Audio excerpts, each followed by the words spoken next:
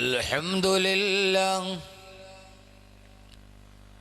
الحمد لله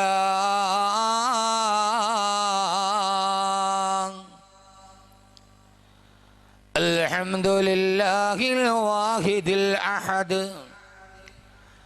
الفرد الصمد الذي لم يلد ولم يولد ولم يكن له كفوا أحد وأشهد أن لا إله إلا الله وحده لا شريك له وأشهد أن سيدنا ومولانا محمدا عبده ورسوله صلى الله على سيدنا محمد وعلى آله وصحبه وسلم تسليما كثيرا كثيرا.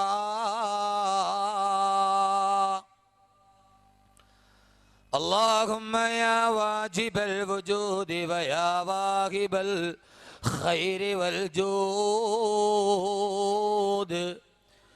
ويا غاية كل مقصود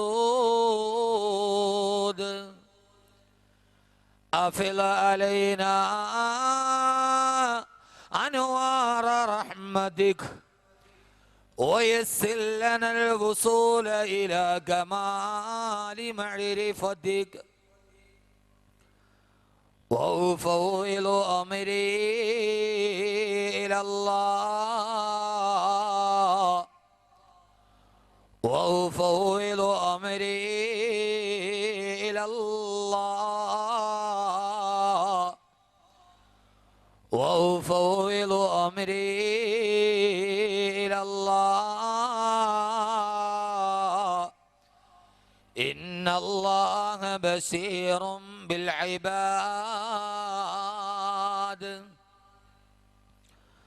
وأن مردنا إلى الله وأن المسرفين هم أصحاب النار.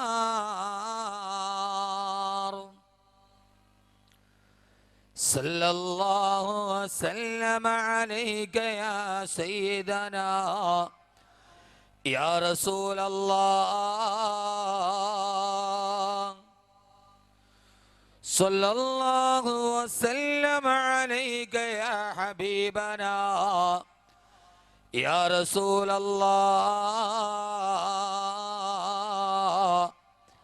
بلغت الرسالة وأديت الأمانة ونصحت الأمة وكشفت الغمة وجاهدت في سبيل ربك حق جهاده وعبدت ربك حتى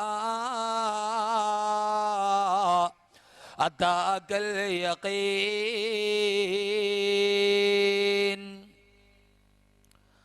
أعوذ بالله من الشيطان الرجيم. بسم الله الرحمن الرحيم.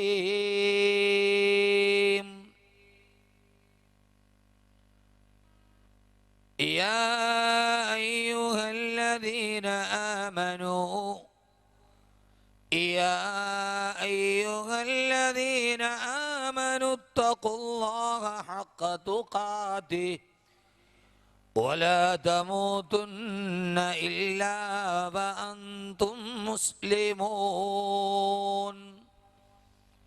صدق الله مولانا العلي العظيم. وقال نبينا وحبيبنا ورسولنا وقائدنا وأسوتنا محمد صلى الله عليه وسلم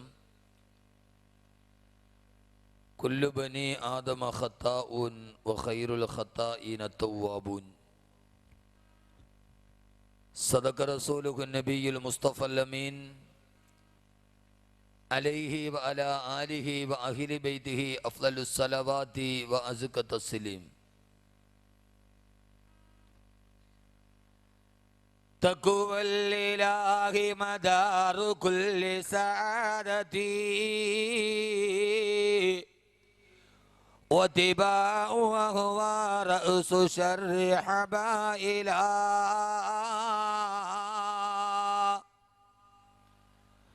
طلب متابا بالندامة مكلعا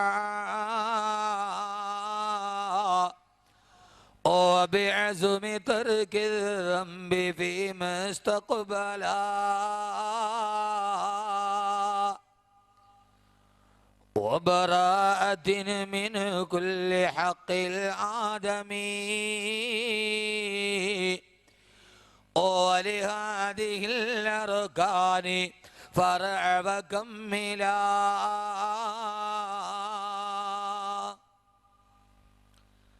وعليك حبي يا رسول الله وعليك حبي يا رسول الله وعليك حبا يا رسول الله من نذر العاسي صلاة الله معها تحيته سلام الله إجلال قدرك عاشقا تفخيما صلوا عليه وسلموا تسليما.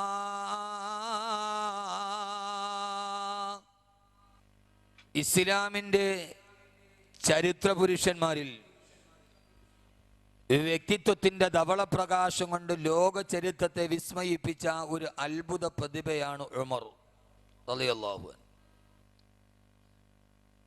ഒരു മനുഷ്യന്റെ ജീവിതം ഒരു സമൂഹത്തിന്റെ സന്ദേശമായി മാറുമെങ്കിൽ ഈ ആധുനിക ലോകത്തിനൊരു സന്ദേശമായി മാറാൻ കഴിഞ്ഞ ജീവിതം ഭൂമിയുടെ പുറന്തൊലിയുടെ മുകളിൽ കാഴ്ചവെച്ച് ഈ ലോകത്ത് നിന്ന് വിട പറഞ്ഞു പോയ, വാക്കുകൾ കൊതുങ്ങാത്ത, തൂലികകൾക്ക് വഴങ്ങാത്ത, പ്രഭാഷകന് മനസ്സിലാക്കാൻ കഴിയാത്ത, ലോകത്തിൽ ഏതൊരു കോണിൽ നിന്ന് നോക്കിയാലും ആരുടെയും വീക്ഷണകോണുകളിൽ ഒതുങ്ങാൻ കഴിയാത്ത അത്രയും പ്രവിശാലമായ ഒരു വ്യക്തിത്വത്തിൻ്റെ ഒരു ആശയ സമ്പുഷ്ടതയുടെ വലയം നമ്മുടെ മുമ്പിൽ തീർത്ത മഹാനായ മനുഷ്യനാണ് ഹസ്രത്ത് ഉമർ റളിയല്ലാഹു തആല അൻഹു.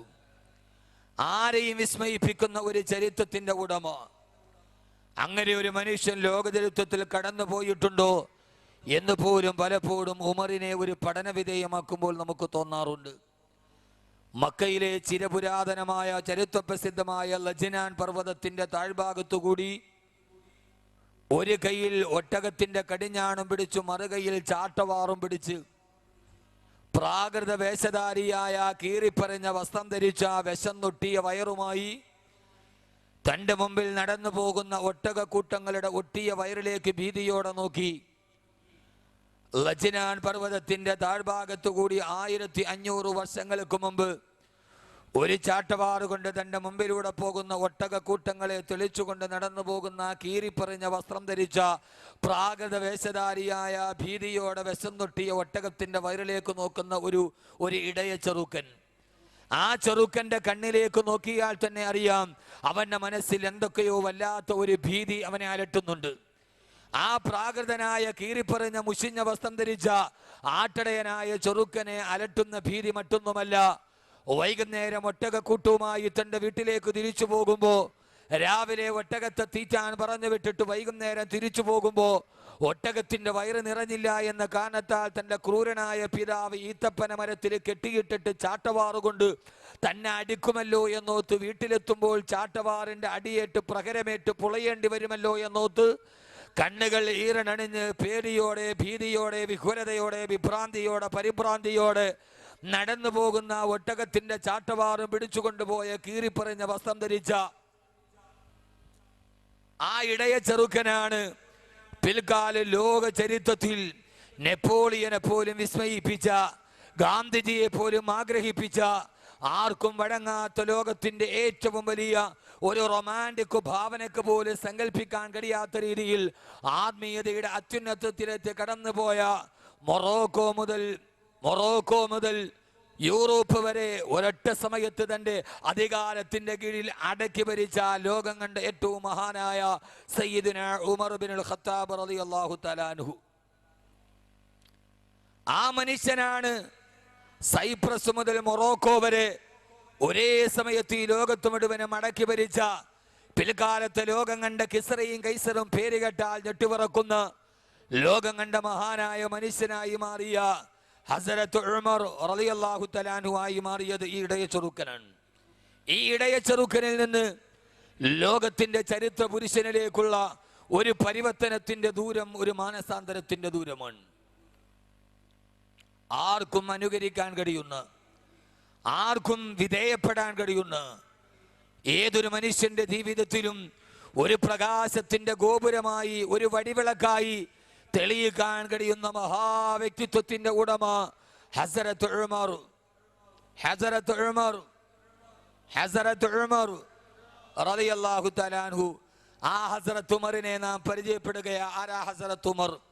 എൻ്റെ പല പ്രഭാഷണങ്ങളിലും ഞാൻ ഉമർ റളിയല്ലാഹു തആല അൻഹുവിനെ പ്രസംഗിക്കുകയും പല പ്രാവശ്യം ഞാൻ അതിനെ വിശദീകരിക്കുകയും ചെയ്തിട്ടുണ്ട്, പല കാസറ്റുകളിലും പല പ്രഭാഷണങ്ങളിലും.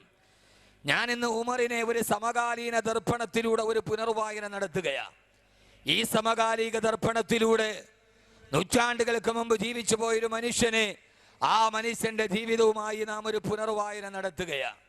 ഇന്നത്തെ ഏറ്റവും പ്രധാനപ്പെട്ട വിഷയം, കേരള രാഷ്ട്രീയത്തിലെ ഇന്നലത്തെയും ഇന്നത്തെയും വർത്തമാന പത്രങ്ങളിലെ ഏറ്റവും പ്രധാനപ്പെട്ട ചൂടേറിയ വാർത്ത, ബാറുകൾക്ക് ലൈസൻസ് പുതുക്കണോ അതോ വേണ്ടയോ? ചിലര് പറഞ്ഞു പുതുക്കണം, ചിലര് പറഞ്ഞു പുതുക്കണ്ട, ചില മഹാമാര് പറഞ്ഞു നിലനിൽക്കുന്ന സ്റ്റാറ്റസിൽ തന്നെ പോകട്ടെ. മറുവിഭാഗത്തെ ആളുകൾ പറഞ്ഞു സമ്മർദ്ദത്തിന് വഴങ്ങി ഒരാളുടെ വ്യക്തിയുടെ അഭിപ്രായം അടിച്ചേൽപ്പിക്കാൻ കഴിയില്ല. ഇങ്ങനെ ബാറുമായി ബന്ധപ്പെട്ട് പ്രധാനപ്പെട്ട മദ്യക്കച്ചവടത്തിന്റെ ഗവൺമെന്റിന്റെ ഏറ്റവും വലിയ വരുമാനമെന്ന റവന്യൂ വരുമാനത്തിന് ശേഷം ഗവൺമെന്റ് വിശേഷിപ്പിക്കുന്ന ബിവറേജസ് കോർപ്പറേഷനുകളിൽ വൈകുന്നേരം, രാവിലെ മുതൽ വൈകുന്നേരം വരെ പാടത്ത് പണിയെടുത്ത് കിട്ടുന്ന ചില്ലറ നാണയത്തൊട്ടുകൾ, അവന്റെ അധ്വാനത്തിന്റെ വിയർപ്പിന്റെ ശരീരത്തിന്റെ അവശിഷ്ടം മുഴുവനും വൈകുന്നേരമായി കഴിയുമ്പോൾ അവന്റെ തീരാ ദുഃഖത്തിന്റെ വിപത്തിലോട്ട് കടത്തിക്കൊണ്ടുപോകുന്ന, ഈ നാടുകളിൽ മദ്യപന്മാരെ സൃഷ്ടിക്കുന്ന, സാമൂഹ്യ ദ്രോഹികളെ സൃഷ്ടിക്കുന്ന, ലോകം കണ്ട ഏറ്റവും വലിയ പാപമായ തിന്മയുടെ മാതാവെന്ന് ആദരവായ പ്രവാചകൻ നബി മുഹമ്മദ് മുസ്തഫ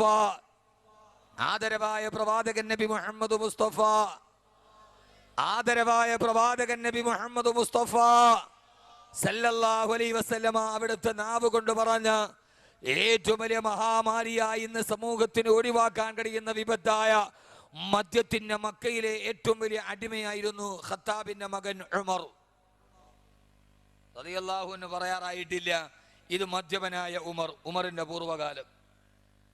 ആ ഉമർ മക്കയിലെ ഏറ്റവും വലിയ കുടിയനായിരുന്നു. ഉമറിന് കുടിക്കാതെ, മദ്യമില്ലാതെ ഉമറിന് ഒരു നിമിഷം പോലും തള്ളി നിൽക്കാൻ കഴിയില്ല. അങ്ങനത്തെ ഉമർ. ചില ആളുകൾക്കുണ്ടല്ലോ, മദ്യമില്ലെങ്കിൽ അവന്റെ വിരലിങ്ങനെ വിറക്കും, അവന്റെ കൈ വിറക്കും, മദ്യമില്ലാതെ അവന് ജീവിക്കാൻ കഴിയില്ല.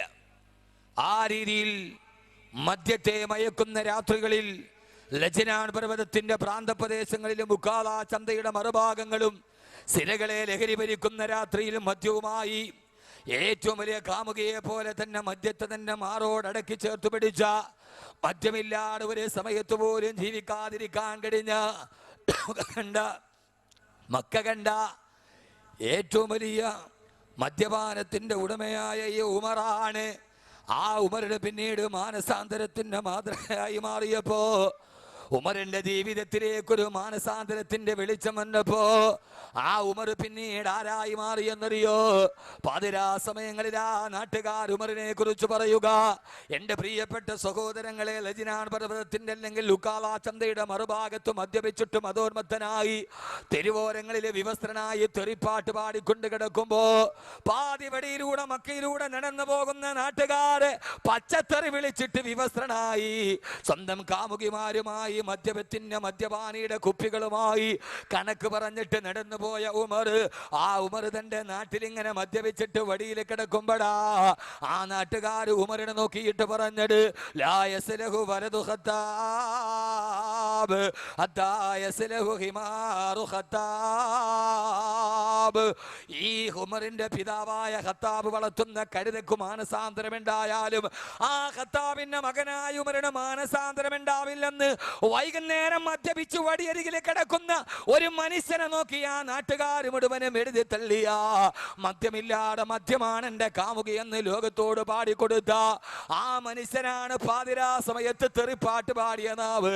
ആ നാവിനെ നോക്കിയിട്ട അവസാന ജീവിതത്തിലേക്ക് മാനസാന്തരം വന്നപ്പോ ആ പച്ച തെറിപ്പാട്ട് പാടി മക്കാരുടെ പേടി സ്വപ്നമായ ആ നാവിലേക്ക് നോക്കിയിട്ടാണ് അവസാന മാനസാന്തരം വന്നപ്പോ അല്ലാഹുവിന്റെ റസൂൽ പറഞ്ഞത് ഉമറേ ഇന്നല്ലാഹ ജഅലൽ ഹഖ അലാ ലിസാനി ഉമറ വ ഖൽബിഹി. ഹസ്രത്ത് ഉമർ മാനസാന്തരത്തിന്റെ മാതൃക ആ പച്ച തെറിപാടിയ അതേ നാവിലേക്ക് നോക്കിയിട്ടാണ് അല്ലാഹുവിന്റെ റസൂൽ പറഞ്ഞത് ഇന്നല്ലാഹ ജഅലൽ ഹഖ അലാ ലിസാനി ഉമറ വ ഖൽബിഹി. അല്ലാഹു സുബ്ഹാനഹു വ തആല സത്യത്തെ മുദ്രണം ചെയ്തിരിക്കുന്നത് ഉമറേ നിന്റെ നാവിലാ.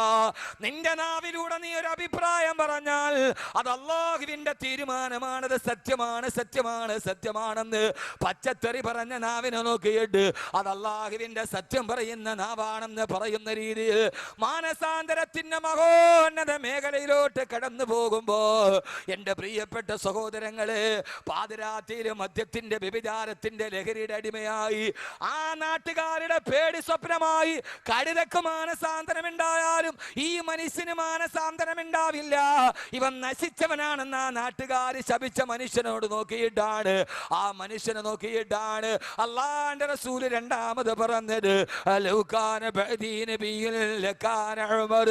ഇതോടുകൂടി എന്നോടുകൂടി ഞാനോടുകൂടി ഈ ലോകത്തിന്റെ പ്രവാചകത്തിന്റെ ശൃംഖല അവസാനിക്കുകയാ.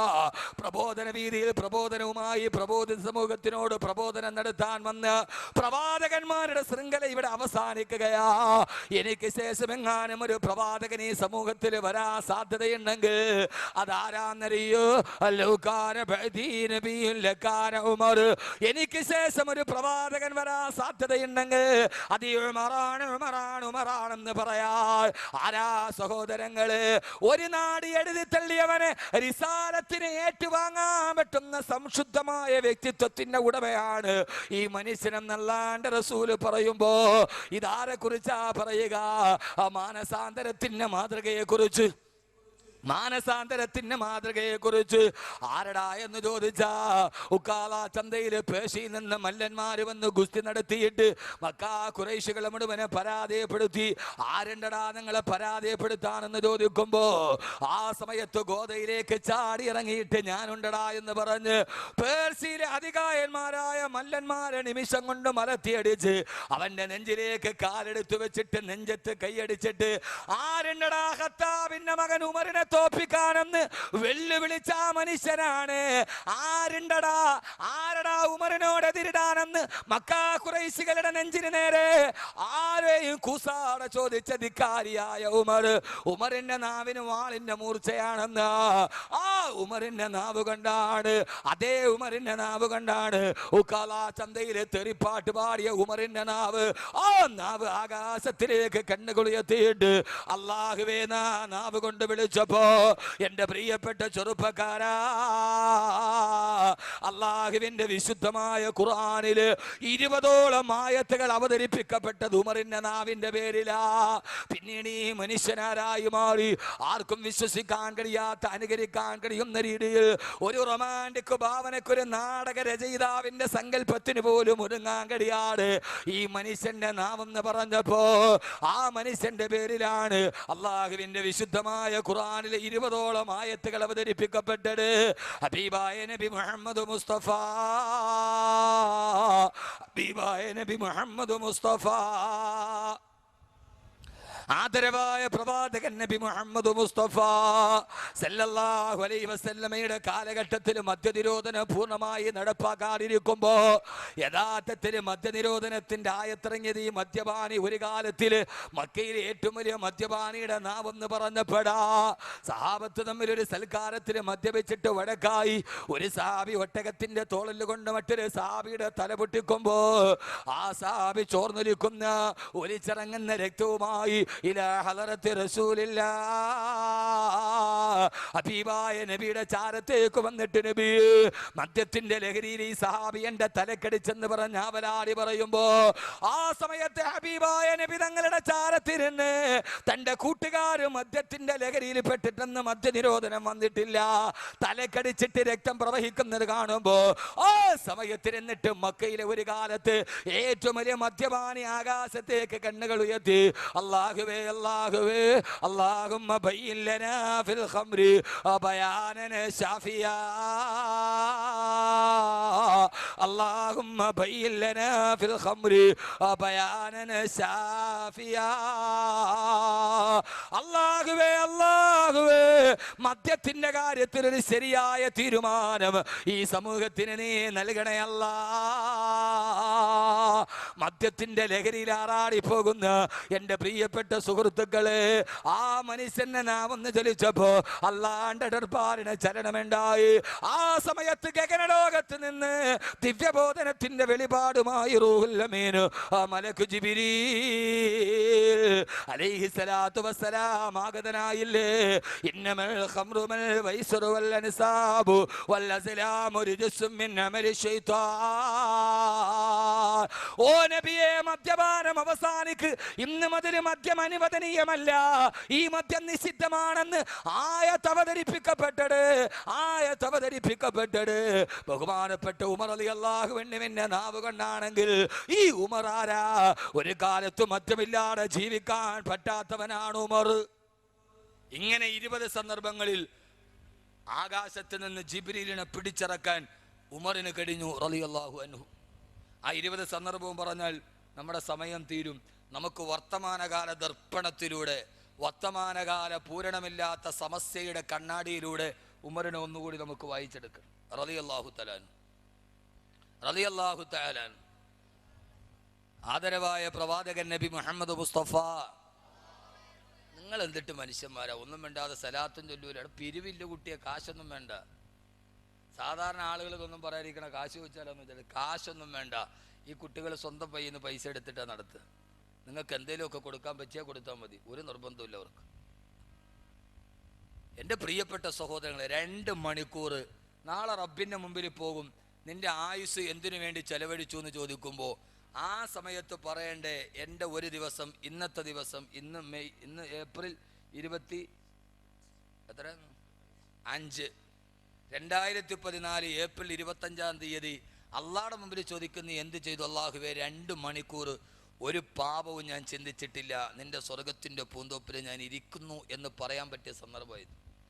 അതുകൊണ്ട് ഈ സദസ്സിൽ വരുമ്പോൾ ചുമ്മാ ഇരിക്കാതെ എന്തെങ്കിലും കുറച്ച് സലാത്തൊക്കെ ചെല്ലിയും കുറച്ച് ആമയും പറയും. ഇത് ആഖിറത്തിൽ പ്രയോജനം ചെയ്യപ്പെടുന്നു. നമ്മൾ എളുപ്പത്തിൽ കാര്യങ്ങൾ നേടാൻ തീരുമാനിക്കാതെ. നമ്മുടെ നാട്ടിൽ ഒരാളുണ്ട്, അയാൾ പള്ളിയിൽ ബാങ്ക് വിളിച്ചാൽ അയാൾ ഇന്നേ വരെ പള്ളിയിൽ നിസ്കരിക്കാൻ വേണ്ടി ഞാൻ കണ്ടിട്ടില്ല.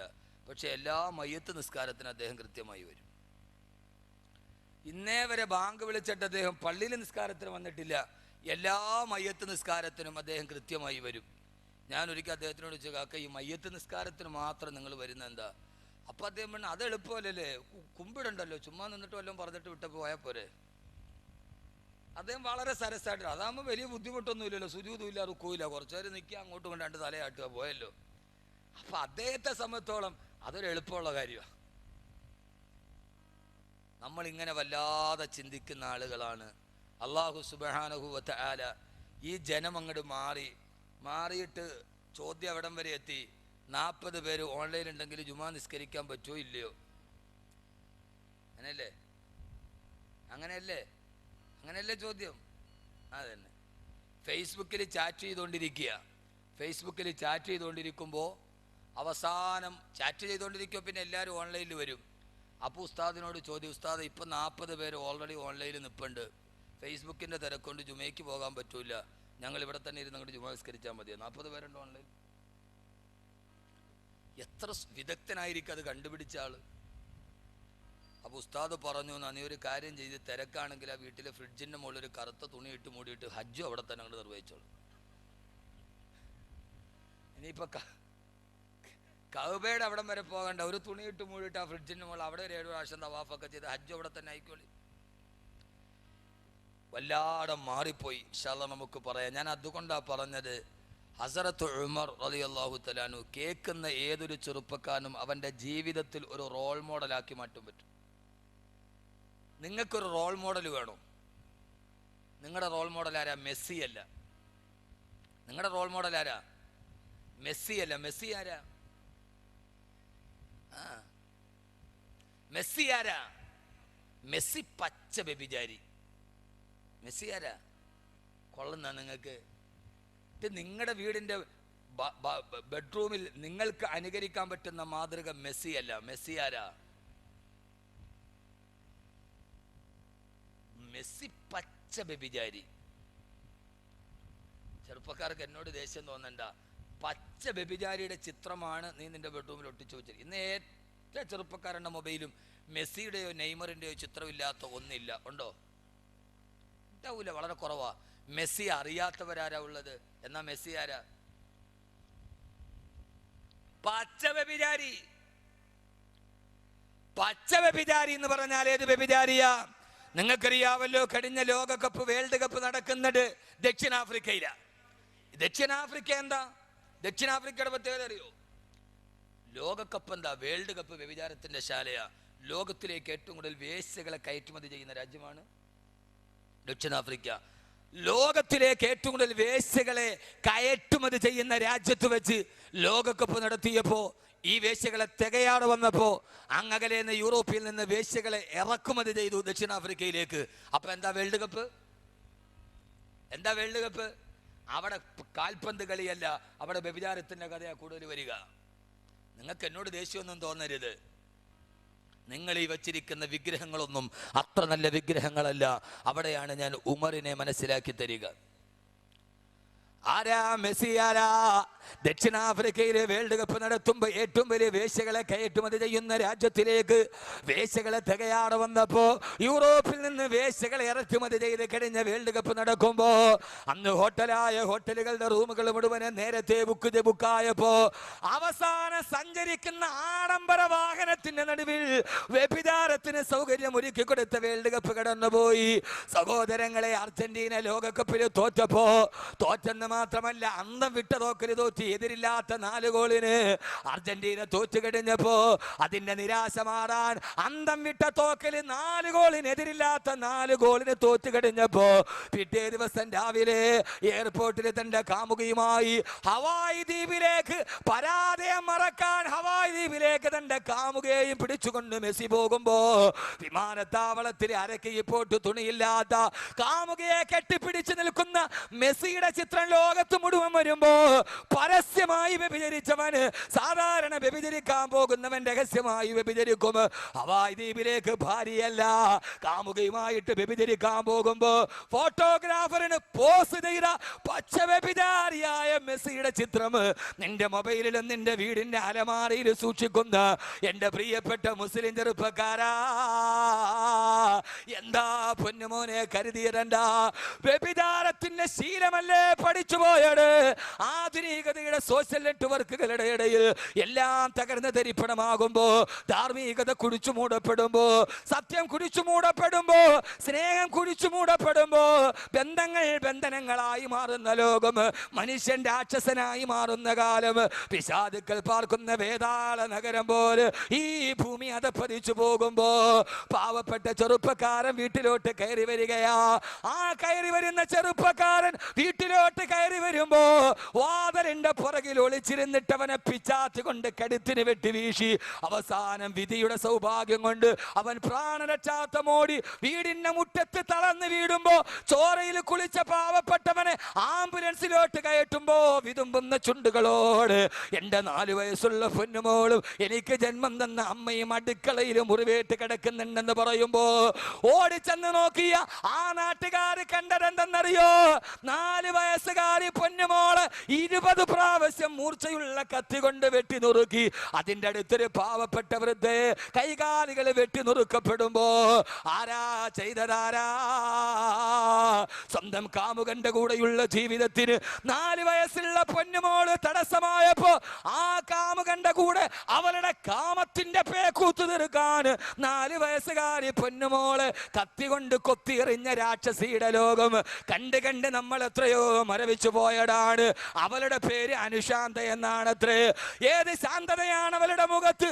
4 വയസ്സുള്ള പൊന്നുമോള് കാമത്തിന്റെ മുമ്പിൽ പ്രസവത്തിന്റെ വേദന മറന്നു പോയ അമ്മ എന്ന് പറയുന്ന 2 അക്ഷരം അനുശാന്ത എന്ന അമ്മയെ നിനക്കറിയുമോ? ആ കുഞ്ഞിന്റെ ശരീരത്തിലേക്ക് ആഞ്ഞാഞ്ഞവൻ വെട്ടുമ്പോ ആ സമയത്ത് വേദന കൊണ്ട് ആ കുഞ്ഞ് നിലവിളിച്ചത് അമ്മേ എന്നല്ലയോ? അവസാനം അവളുടെ ശരീരത്തിലൂടെ രക്തം തടം തല്ലിയാ തൊടുകുമ്പോ രക്ഷപ്പെടാൻ ആ കുഞ്ഞ് വിളിച്ചത് അമ്മ എന്നല്ലയോ? 2 അക്ഷരം തമ്മിൽ കൂട്ടി പറയാൻ പഠിക്കുന്നതിന് മുമ്പ് ആദ്യം അവൾ അമ്മിഞ്ഞ പാല് കടിഞ്ഞിട്ട് പറഞ്ഞ 2 അക്ഷരം അമ്മ. അവസാനം ആ കണ്ണിലേക്ക് 4 വയസ്സുള്ള പൊന്നുമോളുടെ കണ്ണിലേക്ക് ഇരുട്ട് കയറുന്നതിന് മുമ്പ് മരണത്തിലേക്ക് മരണവേദന സഹിക്കുമ്പോഴും ആ 4 വയസ്സുള്ള പൊന്നുമോള് വിളിച്ചത് അമ്മ. പെണ്ണേ, നീ നിന്റെ കാമത്തിനും നിന്റെ കാമുകന്റെയും മുമ്പിൽ നീ നശിപ്പിച്ചത് അമ്മ എന്ന മാതൃത്വത്തിന്റെ ഏറ്റവും വലിയ സൗഹാർദ്ദത്തിന്റെ സ്നേഹത്തിന്റെ 2 അക്ഷരത്തെ എങ്ങനെയാണ് അട്ടക്കുളങ്ങരയിലെ തടവ് പെണ്ണുങ്ങൾ പോലും സഹിക്കുക? അവരെങ്ങനെയാണ് സഹിക്കുക?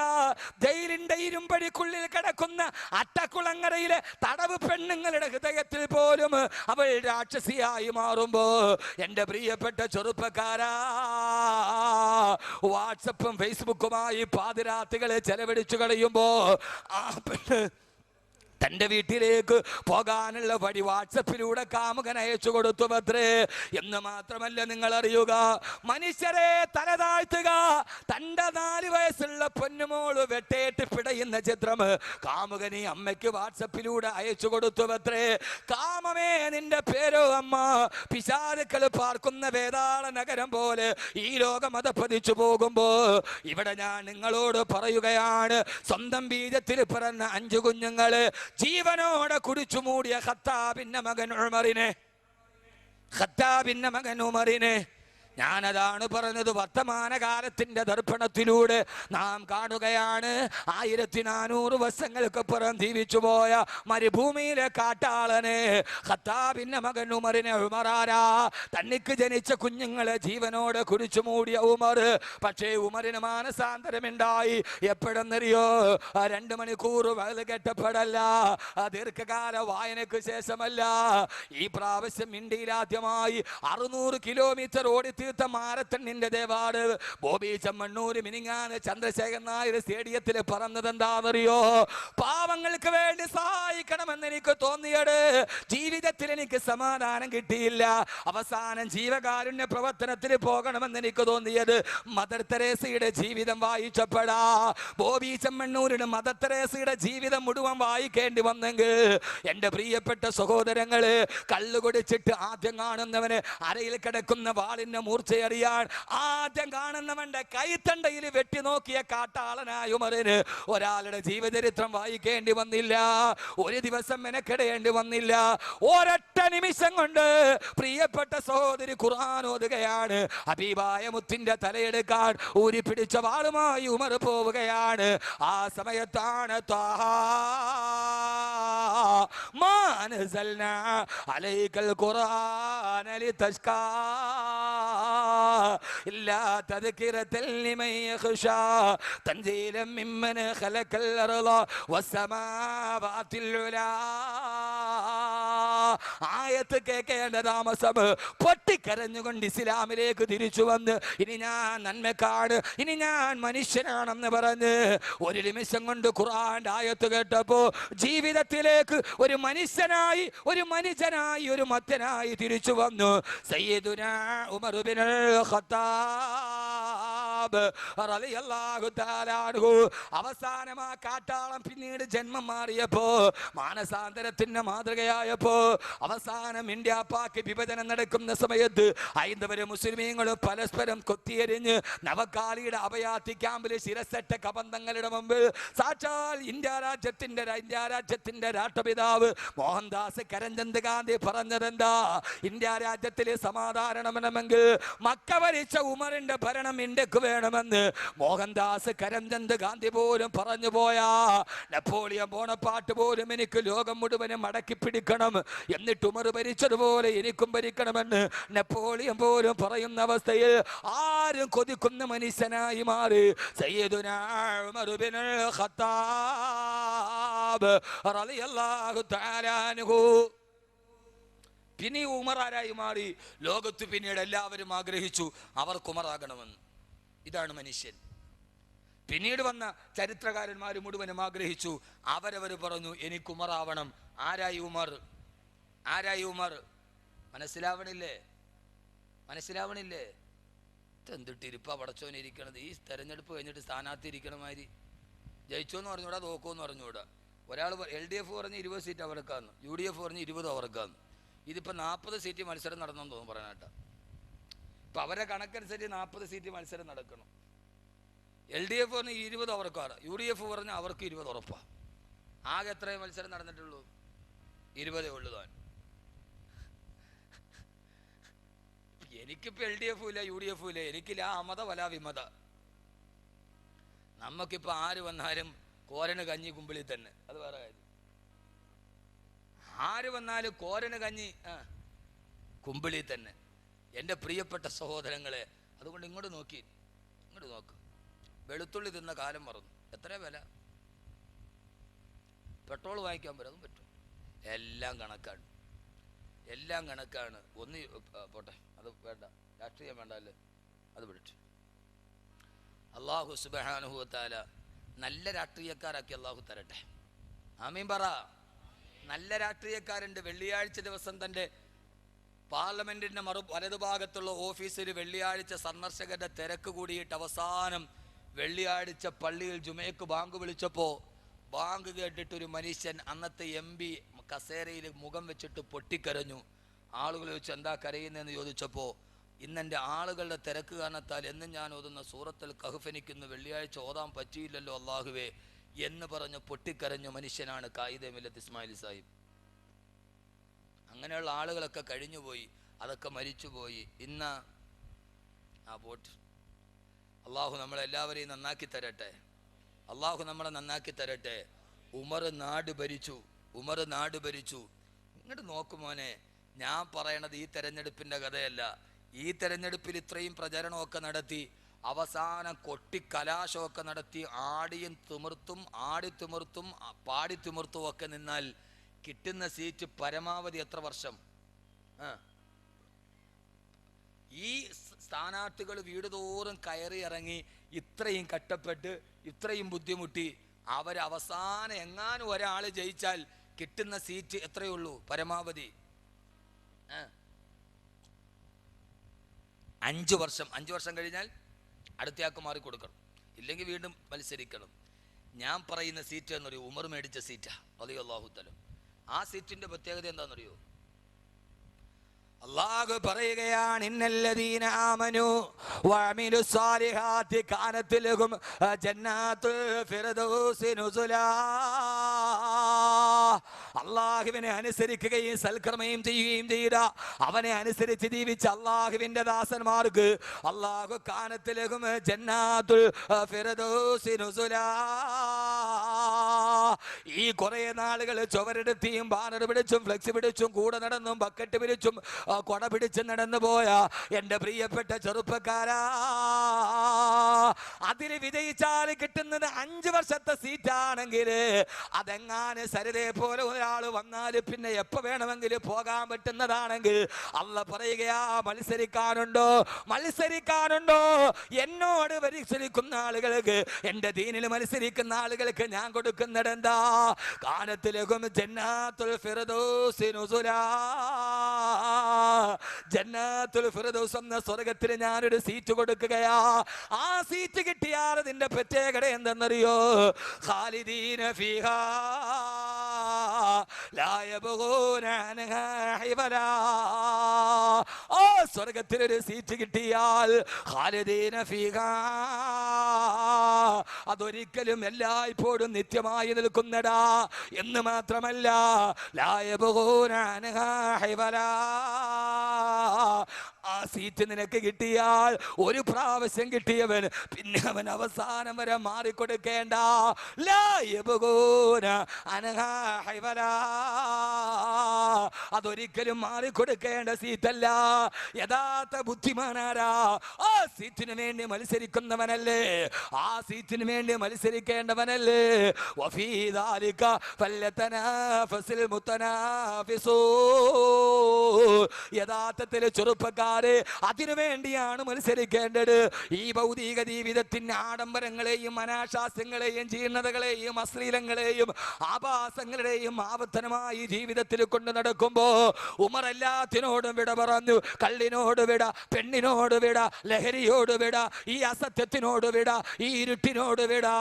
ഇനി എവിടേക്കാണ് ഞാൻ പോകേണ്ടത്? അതല്ലാണ്ട് സ്വർഗത്തിലേക്കാ.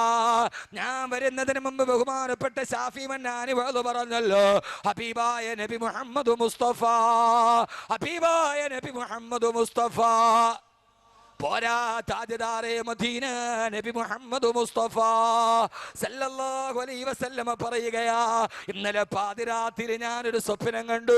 ആ സ്വപ്നത്തിൽ ഞാനൊരു മാളിക കണ്ടു, സ്വർഗത്തിലൊരു മാളിക. ആ മാളിക മുഴുവനും ഒറ്റമുത്തിനാലുള്ള മാളിക. ആ മാളികയുടെ മുൻഭാഗത്തൊരാളുടെ പേരെഴുതിയിരിക്കുകയാ.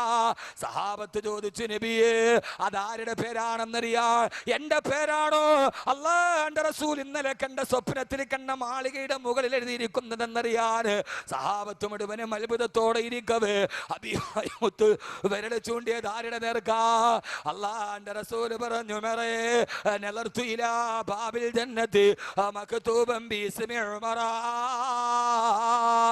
സ്വർഗത്തിന്റെ ഒരു വലിയ കവാടത്തിന്റെ മുമ്പിൽ നിന്റെ പേരെഴുതിയിരിക്കുന്നത് ഞാൻ എൻ്റെ കണ്ണുകൊണ്ട് കണ്ടെന്ന് ആരാ പറയുന്നടാരാ? ഈ മണ്ണിന്റെ മുകളിൽ ജീവിച്ചിരിക്കുമ്പോ നാളെ സ്വർഗത്തിന്റെ വാതിലിന്റെ മുമ്പിൽ പേരെഴുതി വെക്കാൻ കഴിഞ്ഞു പോയാ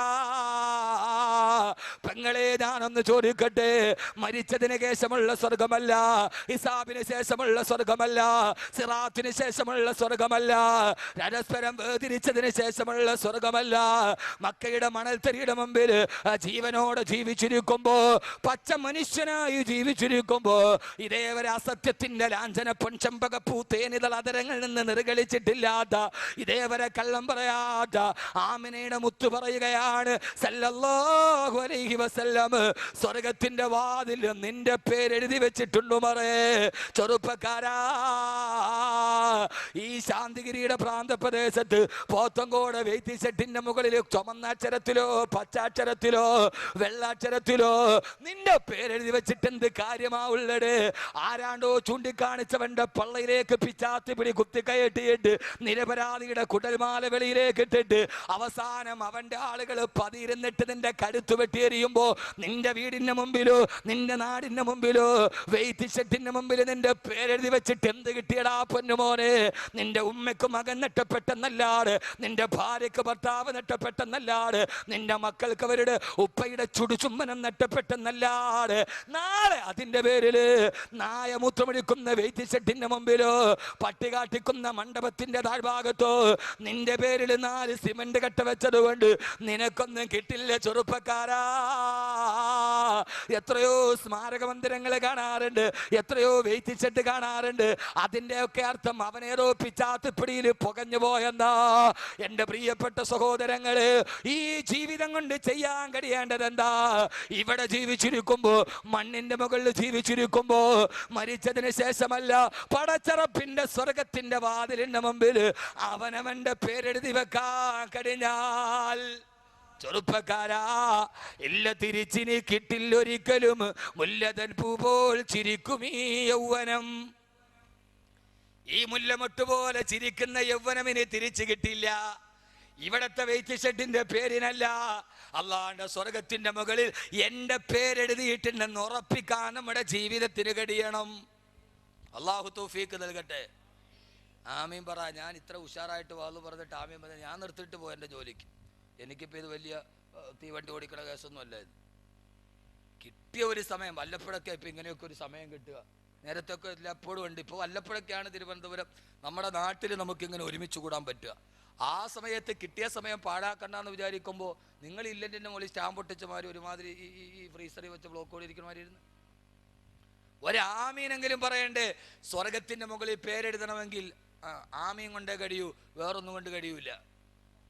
വെയിറ്റ് ഷെഡിൻ്റെ മുകളിൽ ഒരു രാഷ്ട്രീയക്കാർക്കോ ഒരാൾക്കും എന്നോട് സങ്കടം തോന്നരുത്, എന്നോട് പ്രയാസവും തോന്നരുത്. ആ എഴുതിയത് പടച്ചറപ്പിൻ്റെ ദീനിനു വേണ്ടിയാണെങ്കിൽ നാളെ നീ സ്വർഗത്തിലെ പറവകളെ പോലെ പച്ചക്കുപ്പയുടെ മുമ്പിൽ ചുറ്റിക്കളിക്കും. നിന്റെ പേര് നാട്ടുകാർ ഓർത്തു എപ്പോ? നീ മരിച്ചത് അള്ളാന്റെ ദീനിനു വേണ്ടിയാണെങ്കിൽ നീ നാളെ പച്ചക്കുപ്പയുടെ കീഴിൽ ചുറ്റിപ്പറക്കുന്ന സ്വർഗത്തിലെ പറവകളെ പോലെയാ. അല്ലെങ്കിൽ ഇതുകൊണ്ട് എന്താ നേടിയത്? ഊരിൻ്റെ വിരിമാറിൽ ഞങ്ങളുടെ നേതാവുണ്ടെങ്കിൽ ഇക്കൊടിയാണ് കട്ടായം, പകരം ഞങ്ങൾ ചോദിക്കുമെന്ന് പറഞ്ഞ് ആ പകരത്തിൻ്റെ കണക്കെടുപ്പിലാണ് കുടൽമാല വെളിയിലേക്ക് വന്നത്. ഒന്നും നേടാനില്ല. പക്ഷേ ഈ ഭൂമിയിലിരിക്കുമ്പോൾ അതാണ് മഹാൻ. മഹാനാരാ? മഹാനാരാ? മഹാൻ എന്ന് പറഞ്ഞാൽ ഇപ്പം മഹാന്മാർക്ക് ഒരു കുഴപ്പമില്ല, ക്ഷാമവേ ഇല്ല, എല്ലാവരും മഹാന്മാരാ. അവരവർ തന്നെ പറയുക, അവരവർ തന്നെ അവനവനെ മഹാനാക്കുന്ന കാലഘട്ടത്തിൽ നമ്മൾ ജീവിച്ചിരിക്കുക. മഹാന്മാർ ഒരാൾ പ്രസംഗിക്കുക, ഞാൻ ഇത്രയും വലിയ മഹാനാകുമെന്ന് ഞാൻ തന്നെ കരുതിയിരുന്നില്ല. അങ്ങനെ മഹാനാക്കുകയാണ് അവർ. അവനവൻ്റെ ആണ്ട് നേർച്ച അവനവൻ തന്നെ നടത്തുക. എടാ, ഇത് ആരെ ആണ്ട് നേർച്ച? എൻ്റെ ആണ്ട് നേർച്ച. അവനവൻ്റെ ആണ്ട് നേർച്ച അവനവൻ തന്നെ നടത്തുകയാണ്. ആ ഒരു കാലത്താണ് നമ്മൾ ജീവിച്ചിരിക്കുന്നത്. എങ്ങോട്ടായി ആളുകൾ എഴുന്നേറ്റ് പോകുന്നു? അവിടെ എന്തോ വല്ല ആക്സിഡൻറ്റോ എന്തെങ്കിലും ആയിരിക്കും. അവിടെ ഒന്നുമില്ല, ആരും ഓടണ്ട, എല്ലാവരും അവിടെ തന്നെ ഇരിക്കുന്നു. എങ്ങോട്ട് പോകാനാ? എവിടേക്ക് പോകാനാ? അവിടെ ഇരി. അവിടെ എന്തെങ്കിലും നടന്നിട്ടുണ്ടെങ്കിൽ വെച്ചാൽ അതങ്ങോട്ട് കഴിഞ്ഞ് പൊക്കോളൂ. വല്ല ആക്സിഡൻറ്റ് എന്തെങ്കിലും ആയിരിക്കും. റോഡ് സൈഡല്ലേ. ഞാൻ ആദ്യം പറഞ്ഞില്ല, ഇപ്പം മനസ്സിലായ ഞാൻ മഹാനാന്ന്. ഞാൻ പറഞ്ഞില്ലേ? അപ്പം എന്താണെന്നറിയോ, അവനവനെ തന്നെ നമ്മൾ പറയരുത്. ഇപ്പം ഇവിടെ ആരോ അനൗൺസ്മെൻറ്റ് ചെയ്തപ്പോൾ പറഞ്ഞു, അഹമ്മദ് കബീർ വാക്കബി സൂഫി ചക്രവാളത്തിലെ സൂര്യ തേജസ് എന്ന്. അങ്ങനെയൊന്നും പറയരുത്. അതൊക്കെ അള്ളാഹുവിൻ്റെ വലിയ ആരിഫ്യങ്ങളും വലിയ ഔലിയാക്കളും അവർക്ക് വേണ്ടി ഉപയോഗിക്കുന്ന പദമാണ്. ആ പദമൊന്നും അഹമ്മദ് കബീറിനെ പോലെയുള്ള ആളുകളെ കുറിച്ച് പറയരുത്. കുട്ടികളൊരാവേശത്തിൽ, ഈ കുട്ടികൾ ഭയങ്കര കുട്ടികളെ, എന്നെ പ്രസംഗത്തിന് ബുക്ക് ചെയ്തിട്ട് എൻ്റെ വീടിൻ്റെ മതിൽ വാൾ പോസ്റ്റ് ഒട്ടിച്ച ആളുകളവന്മാർ. ഞാൻ ഒരു ദിവസം രാവിലെ കോഴിക്കോട് നിന്ന് വാദം കഴിഞ്ഞ് വെള്ളിയാഴ്ച രാവിലെ വീട്ടിൽ വന്ന് നോക്കുമ്പോൾ ഞാൻ പുതിയതായിട്ട് പണിത വീടിനെ നല്ല പെയിൻ്റ് അടിച്ചിട്ട് ഒരാഴ്ച ആയില്ല. അതിന് മുമ്പ് ഞാൻ നോക്കിയപ്പോൾ ഞാൻ തന്നെ ചിരിച്ചുകൊണ്ടിരിക്കുന്നു. നോക്കിയപ്പോൾ സിറാജുൽ ഹുദ യൂത്ത് ഫെഡറേഷൻ്റെ ആഭിമുഖ്യത്തിൽ അഹമ്മദ് കബീർ വാക്കവി പോത്തങ്കോട് പ്രസംഗിക്കുന്നെന്ന് എൻ്റെ വീടിൻ്റെ ചുമരിൽ വാൾ പോസ്റ്റ് ഒട്ടിച്ച മഹാന്മാരാണ് ഇവർ. അതോർത്തിട്ട് ഞാൻ വരുമ്പോഴാണ്, കയറി വരുമ്പോൾ എന്താ ഇവിടെ നിന്ന് പോകാം, എന്താ ഡ്രാക്കുള പറഞ്ഞതാ. അതുകൊണ്ട് നമ്മൾ പല കാര്യങ്ങളും ഒക്കെ പറയുമ്പോൾ ആ പറയുന്ന കാര്യങ്ങൾ വളരെ ശ്രദ്ധിച്ചേ പറയാവുള്ളൂ. അനൗൺസ്മെൻറ്റ് ചെയ്യുമ്പോൾ വല്ലാതെ അങ്ങോട്ട് പൊക്കിക്കളയരുത്. സൂഫി ചക്രവാളത്തിലെ സൂര്യ തേജസ് എന്നൊക്കെ പറയുമ്പോൾ അത്രയൊന്നും വേണ്ട. അഹമ്മദ് കബീർ വാക്കവി പ്രസംഗിക്കുന്നു, അത്രയൊക്കെ മതി. അതിൻ്റെ അപ്പുറത്തോട്ടൊന്നും ആയിട്ടില്ല. അള്ളാഹു നമ്മളെ നന്നാക്കി തരട്ടെ. അള്ളാഹു നമ്മളെ നന്നാക്കി തരട്ടെ. നല്ല ഒരു സദസ്സായിരുന്നു, അതിനെ കുളവാക്കി. ഇത്രയേ ഉള്ളൂ നമ്മുടെ ഈമാനൊക്കെ. അള്ളാഹു നമ്മളെല്ലാവരെയും കാത്തുരക്ഷിക്കട്ടെ. അപകടത്തിൽ നിന്ന് അള്ളാഹു കാത്തുരക്ഷിക്കട്ടെ. പ്രയാസത്തിൽ നിന്ന് അള്ളാഹു കാത്തുരക്ഷിക്കുമാറാകട്ടെ. നമ്മളെല്ലാവരും ഉമറിനെ കുറിച്ച് പഠിച്ചെന്താ? റളിയല്ലാഹു തആലാൻഹു. ഉമർ റളിയല്ലാഹു തആലാൻഹു പാതിരാ സമയമാകുമ്പോൾ തൻ്റെ നാട് ഭരിക്കുമ്പോൾ രാത്രിയിൽ ഉറങ്ങിയിട്ടില്ല. ഉറങ്ങാതെ തൻ്റെ ജനങ്ങളുടെ പ്രജകളുടെ ക്ഷേമം അന്വേഷിച്ച് നടക്കുമായിരുന്നു സയ്യിദുന ഉമർ ബിനുൽ ഖത്താബ്. സയ്യിദുന ഉമർ ബിനുൽ ഖത്താബ് സയ്യിദുന ഉമർ ബിനുൽ ഖത്താബ് റളിയല്ലാഹു തആല. പോയവരൊക്കെ തിരിച്ചു വന്നു. എന്താ സംഭവം? എന്താ പോയാരും വന്നില്ല? എന്തു പറ്റിയതാ? പോയില്ലേ?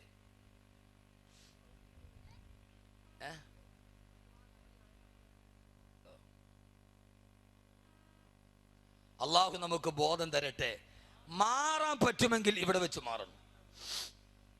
മാറാൻ പറ്റുമെങ്കിൽ ഇവിടെ വെച്ച് മാറണം. അതാണ് മാറ്റത്തിന്റെ തുടക്കം. ഈ ഉമർ റളിയല്ലാഹു തആല അൻഹു പല സമയത്തും ഉമർ റളിയല്ലാഹു തആല അൻഹുവിനെ നാമൊക്കെ പ്രസംഗിക്കുക. ഉമർ റളിയല്ലാഹു തആല ഒരു രാത്രിയിൽ ഉറങ്ങിയിട്ടില്ല.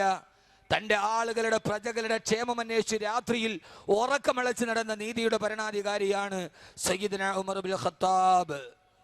സയ്യിദുന ഉമർ ബിനുൽ ഖത്താബ് റളിയല്ലാഹു തആല അൻഹു. ഈ ഉമർ പിന്നീട് ആരായി മാറിയെന്നറിയോ?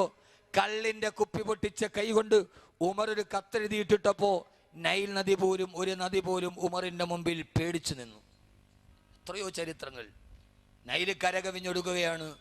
ആളുകൾ പരാതി പറഞ്ഞു, ഉമറെ റളിയല്ലാഹു തആല അൻഹു കന്യകയെ ബലിദാനം കൊടുത്താലേ നൈലിന്റെ കോപമടങ്ങും. അംർ ഇബ്നു ആസ് റളിയല്ലാഹു തആല അൻഹു കത്തെഴുതി. ഉമർ റളിയല്ലാഹു തആല അൻഹു മദീനയിൽ നിന്ന് തിരിച്ചൊരു കത്തെഴുതി. മിൻ അബ്ദില്ലാഹി ഉമറ ഇലാ നൈലി മിസ്ര. ഒരു മനുഷ്യൻ ഒരു നദിക്ക് കത്തെഴുതുക. ഒരു മനുഷ്യൻ ഒരു നദിക്ക് കത്തെഴുതുക. എന്നിട്ട് പറഞ്ഞു, ഇൻ കുന്തി തജ്രി ബി അംരില്ലാ, അള്ളാഹുവിൻ്റെ കൽപ്പന അനുസരിച്ചിട്ടാണ് നൈലെ നീ സഞ്ചരിക്കുന്നതെങ്കിൽ ആളുകൾക്ക് ബുദ്ധിമുട്ടുണ്ടാക്കാതെ, അവരുടെ നാണ്യവിളകൾ നശിപ്പിക്കാതെ, അവർക്ക് പ്രയാസമുണ്ടാക്കാതെ നീ അടങ്ങി ഒതുങ്ങി നിൽക്കുക. ആയിരക്കണക്കിന് ആളുകൾ, പതിനായിരക്കണക്കിന് ആളുകൾ നോക്കി നിൽക്കെ ഉമർ റളിയല്ലാഹു തആല അൻഹുവിന്റെ ഈ കത്ത് കൂലം കുത്തിയൊടുക്കുന്ന നൈലിലേക്ക് ഇടുമ്പോ കാലം സാക്ഷി, ചരിത്രം സാക്ഷി, ആ നൈൽ അതിന്റെ വെള്ളപ്പൊക്കം അവസാനിച്ച് സ്വച്ഛന്തമായി നിന്നുകൊടുത്തു എന്ന് ചരിത്രം രേഖപ്പെടുത്തുമ്പോൾ, എൻ്റെ പ്രിയപ്പെട്ട സഹോദരങ്ങളെ, മറ്റൊരു ചരിത്രം ഞാൻ നിങ്ങളോട് പറഞ്ഞു തരാം. മറ്റൊരു ചരിത്രം പറഞ്ഞു തരട്ടെ. പോയ ആളുകളൊക്കെ വന്ന ആക്സിഡന്റ് കാണാൻ പോയൊരു എന്ത് സംഭവിച്ച അവിടെ അതും അറിയില്ല. പോയ ആളുകൾ വന്നിട്ടില്ല. ശരി, കല്യാണത്തിന് പോയവർ വന്നില്ല. തിരിച്ചു വന്നാലല്ലേ പുതിയാപ്പിള എങ്ങനെ ഉണ്ടെന്ന് അറിയാൻ പറ്റും. ഇങ്ങോട്ട് നോക്ക്. വളരെ പ്രധാനപ്പെട്ട ഒരു വിഷയം. ഇങ്ങോട്ട് നോക്ക്. ആദരവായ പ്രവാചകൻ നബി മുഹമ്മദ് മുസ്തഫ, ആദരവായ പ്രവാചകൻ നബി മുഹമ്മദ് മുസ്തഫ സലാത്ത് പറഞ്ഞാൽ ഞാൻ ഒരു കാര്യം പറഞ്ഞുതരാം. വളരെ പ്രധാനപ്പെട്ട ഒരു കാര്യം. ഇങ്ങോട്ട് വാ. മലേഷ്യയുടെ 393 യാത്രക്കാരുമായി വിമാനം അപ്രത്യക്ഷമായിട്ട് മാസം 1 കഴിഞ്ഞു. അവര് മരിച്ചോ ജീവിച്ചോ അതോ ബൈനൽ ഹയാത്തി വൽ മയ്യത്തോ ഒന്നും അറിയില്ല. 40 രാഷ്ട്രങ്ങളിലെ ശാസ്ത്രജ്ഞരടക്കമുള്ള ആളുകൾ നോക്കിക്കൊണ്ടിരിക്കുകയാ സൂക്ഷ്മദർശിനിയിലൂടെ. അവരുടെ കണ്ണിൽ ഇന്നേവരെ പെട്ടിട്ടില്ല എവിടെയുണ്ടെന്ന്. കാരണം മനുഷ്യന് കാണാൻ കഴിയുന്നതിനൊരു പരിധിയുണ്ട്. സാധാരണ മനുഷ്യന് കാണാൻ കഴിയുന്നതിന് പരിധിയില്ലേ? സാധാരണ ഒരു മനുഷ്യന് കാണാൻ കഴിയുന്നതിന് പരിധിയുണ്ട്. ഇവിടെ നിന്ന് നോക്കിയാൽ നമുക്ക് എത്ര അകലം വരെ കാണാൻ പറ്റും? കേക്ക്, ഞാൻ മലേഷ്യ വിമാനം പറഞ്ഞില്ല. ഇങ്ങോട്ട് നോക്ക്. ഒരാൾ നോക്കിയാൽ എവിടം വരെ കാണാൻ പറ്റും? ഒരു 1/2 കിലോമീറ്ററോളം നേരെ കിടന്ന ഒരു പൊട്ട് പോലെ കാണാം, ഇല്ലേ? ഒരു ശാംസിലായിരിക്കുക. അള്ളാഹു നല്ല കാഴ്ച കൊടുക്കട്ടെ.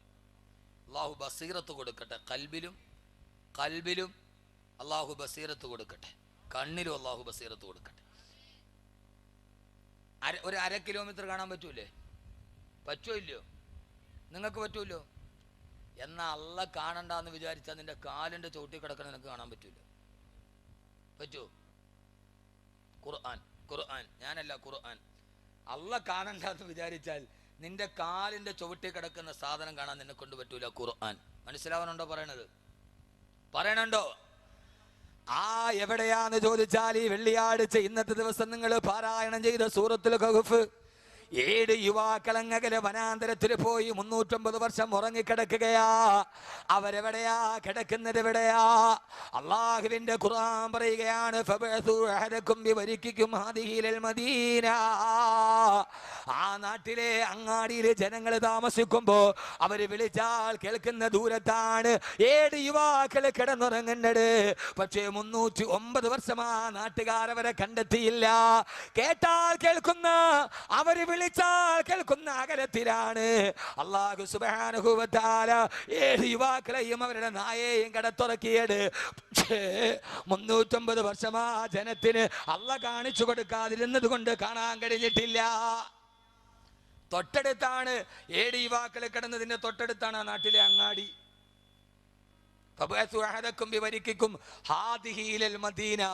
ആ അങ്ങാടി അവര് കിടന്നതിന്റെ വിളിയടയാളത്തിനപ്പുറമാ. ആ അങ്ങാടിയിലാണെങ്കിലോ ധാരാളം കടകളുണ്ട്. അങ്ങാടിയിൽ എങ്ങനെ മനസ്സിലായി?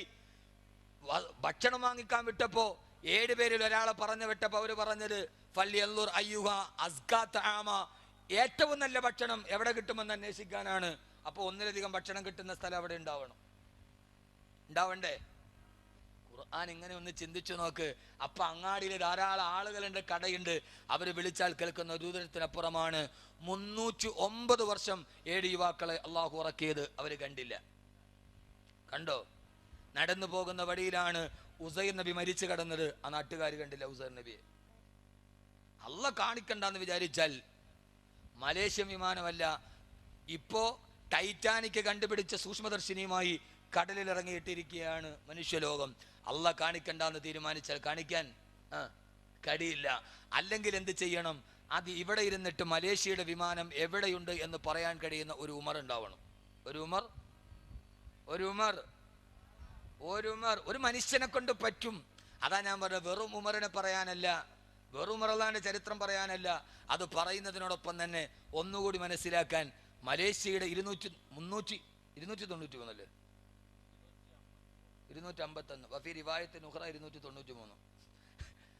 യാത്രക്കാർ എവിടെ എന്ന് പറയാൻ അല്ലെങ്കിൽ ഒരു ഉമർ ഉണ്ടാവണം. റളിയല്ലാഹു അൻഹു ഉമർ എന്നുണ്ടെങ്കിൽ പറഞ്ഞേനെ.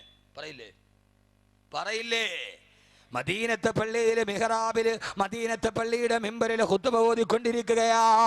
ആ സമയത്ത് ഖുത്ബ ഓതിക്കൊണ്ടിരിക്കുമ്പോഴാണ് ഉമർ റളിയല്ലാഹു തആല വിളിച്ചു പറയുന്നത്, യാ സാരിയ അൽ ജബൽ അൽ ജബൽ. 100 കണക്കിന് കിലോമീറ്റർ അകലെ സാരിയ റളിയല്ലാഹു അൻഹുവിന്റെ നേതൃത്വത്തിൽ യുദ്ധം നടക്കുകയാ.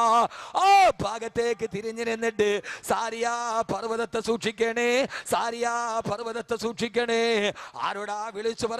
ഖുത്ബ കഴിഞ്ഞ് വെളിയിലിറങ്ങുമ്പോ സാഹത്ത് ചോദിച്ചില്ല ഉമർ റളിയല്ലാഹു അൻഹുവിനോട്, ഉമറേ ആരെയാ വിളിച്ചത്? എന്തിനാ ഖുത്ബക്കടയിൽ സാരിയയെ വിളിച്ചത്? സാരിയ 100 കണക്കിന് കിലോമീറ്റർ അകലെ യുദ്ധം ചെയ്യുകയല്ലേ. ആ സമയത്താണ് ഉമർ റളിയല്ലാഹു തആല പറഞ്ഞത്, ഞാൻ മിമ്പറിൽ ഖുത്ബ ഓതിക്കൊണ്ടിരിക്കുമ്പോ 100 കണക്കിന് കിലോമീറ്റർ അകലെയുള്ള സാരിയ റളിയല്ലാഹു തആല യുദ്ധം ചെയ്യുന്ന സ്ഥലം ഞാൻ എൻ്റെ കണ്ണുകൊണ്ട് കണ്ടു. 100 കണക്കിന് കിലോമീറ്റർ അകലെയുള്ള യുദ്ധപ്പറമ്പ് ഞാൻ എൻ്റെ കണ്ണുകൊണ്ട് കണ്ടു. പർവ്വതത്തിന്റെ മുകളിലൂടെ ശത്രുക്കൾ വരുന്നുണ്ട്. അതുകൊണ്ട് സാരിയോട് വിളിച്ചു പറഞ്ഞടാ, ആ ഭാഗത്തൊന്ന് ശ്രദ്ധ കേന്ദ്രീകരിക്കാൻ. മദീനത്തെ പള്ളിയിൽ ഇരുന്നു കൊണ്ട് ഉമർ വിളിക്കുമ്പോൾ റളിയല്ലാഹു അൻഹു 100 കണക്കിന് കിലോമീറ്റർ അകലെയുള്ള സാരിയ റളിയല്ലാഹു തആല മറുപടി പറഞ്ഞില്ല. മുഅ്മിനീങ്ങളെ, 253 യാത്രക്കാരുമായി കോലാലംപൂരിൽ നിന്ന് ബെയ്ജിങ്ങിലേക്ക് പറന്നിറങ്ങിയ വിമാനം എവിടെ? 40 രാട്ടങ്ങൾ, 40ഓളം വരുന്ന മുങ്ങിക്കപ്പലുകൾ. എവിടെയാണ് നോക്കേണ്ടത്? ടൈറ്റാനിക് കണ്ടുപിടിച്ച സൂക്ഷ്മദർശിനിയുമായിട്ട് ഇറങ്ങിയിട്ട് പോലും കാണാൻ കഴിയുന്നില്ല. അത് നിന്റെ സൂക്ഷ്മദർശിനിക്ക് കാണണമെന്നില്ല. ഉമറിനെ പോലെ ഏതെങ്കിലും ഒരു മനുഷ്യനെ ജീവിതത്തിൽ ഉണ്ടാക്കാൻ കഴിഞ്ഞാൽ അതെവിടെയാണെന്ന് പറയാൻ കഴിയുമെന്ന് അല്ലാഹുവിന്റെ പ്രിയപ്പെട്ട ഇസ്ലാമിന്റെ ചരിത്രം രേഖപ്പെടുത്തുകയാ.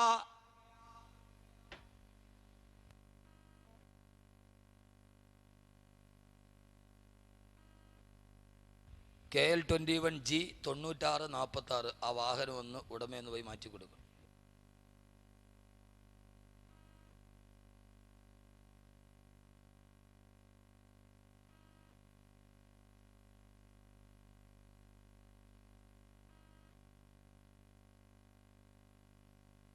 KL-21G 9646 ഈ വാഹനം ഒന്ന് ആരുടേതാണെങ്കിലും ഒന്ന് മാറ്റിക്കൊടുക്കും. റെഡ് ആൾട്ടോയാണ്. അവിടെ ഒരു ആക്സിഡന്റ് നടന്നാണ്. ഒരു സ്ത്രീയും 2 കുട്ടികളും കൂടെ പോയപ്പോൾ ഒരു കാറ് വന്ന് ഇടിച്ചിട്ടതാണ്. അള്ളാഹു ആരാണെങ്കിലും ആ അപകടത്തിൽ നിന്ന് അള്ളാഹു മോചനം കൊടുക്കട്ടെ. നാമീ പറയും നമുക്കിപ്പോൾ ചെയ്യാൻ പറ്റുന്ന ഏറ്റവും വലിയ കാര്യം അതാണ്. അള്ളാഹു അപകട നില അള്ളാഹു മാറ്റിക്കൊടുക്കട്ടെ. അള്ളാഹു ഒരു അംഗഭംഗവുമില്ലാതെ ഒരു പ്രയാസവുമില്ലാതെ ഈ സദസ്സിൻ്റെ ഈ സ്വലാത്തിൻ്റെ ബറക്കത്ത് കൊണ്ട് ആരുമാകട്ടെ അള്ളാഹു ഇത് മാറ്റിക്കൊടുക്കട്ടെ. അവരെ നമ്മൾക്കറിയില്ല. പക്ഷെ ഒരു കാര്യം ഉറപ്പാണ്, ആ ആക്സിഡൻറ്റിൽപ്പെട്ട അമ്മയും 2 മക്കളും ജീവിതത്തിൽ എന്തെങ്കിലും ഒരു നന്മ ചെയ്തിട്ടുണ്ടാവും. അല്ലെങ്കിൽ അവരറിയാത്ത ആളുകൾ ഇന്നിവിടെ ആമയും പറയില്ല. അതാരും ആയിക്കൊള്ളട്ടെ. എന്തെങ്കിലും ഒരു നന്മ അള്ളാഹ്ക്ക് ഇഷ്ടപ്പെടുന്നോ ദൈവത്തിന് ഇഷ്ടപ്പെടുന്നോ എന്തെങ്കിലും ഒരു നന്മ ചെയ്തിട്ടുണ്ടാവും ജീവിതത്തിൽ. അത് ഉറപ്പാണ്. ഞാനതുകൊണ്ട് ആദ്യമേ പറഞ്ഞത്, ആളുകൾ മുഴുവനും നിങ്ങൾ റോഡിൽ നിന്ന് അകത്തോട്ട് കയറിയിരിക്ക്, പറ്റുന്നിടത്തോളം സമയം അവിടെ ഇരുന്ന് കേക്ക്. ആക്സിഡൻ്റ് ആവാൻ സാധ്യതയുണ്ട് എന്ന് ഞാൻ ആദ്യം തന്നെ പറഞ്ഞതാണ്. അള്ളാഹു എല്ലാ പ്രയാസങ്ങളും മാറ്റി തരട്ടെ. അള്ളാഹു മാറ്റി തരട്ടെ. ആ വിഷയത്തിൻ്റെ ഫ്ലുവൻസ് അങ്ങ് പോയല്ലോ ഉടച്ചോനെ എൻ്റെ ഇടയിൽ.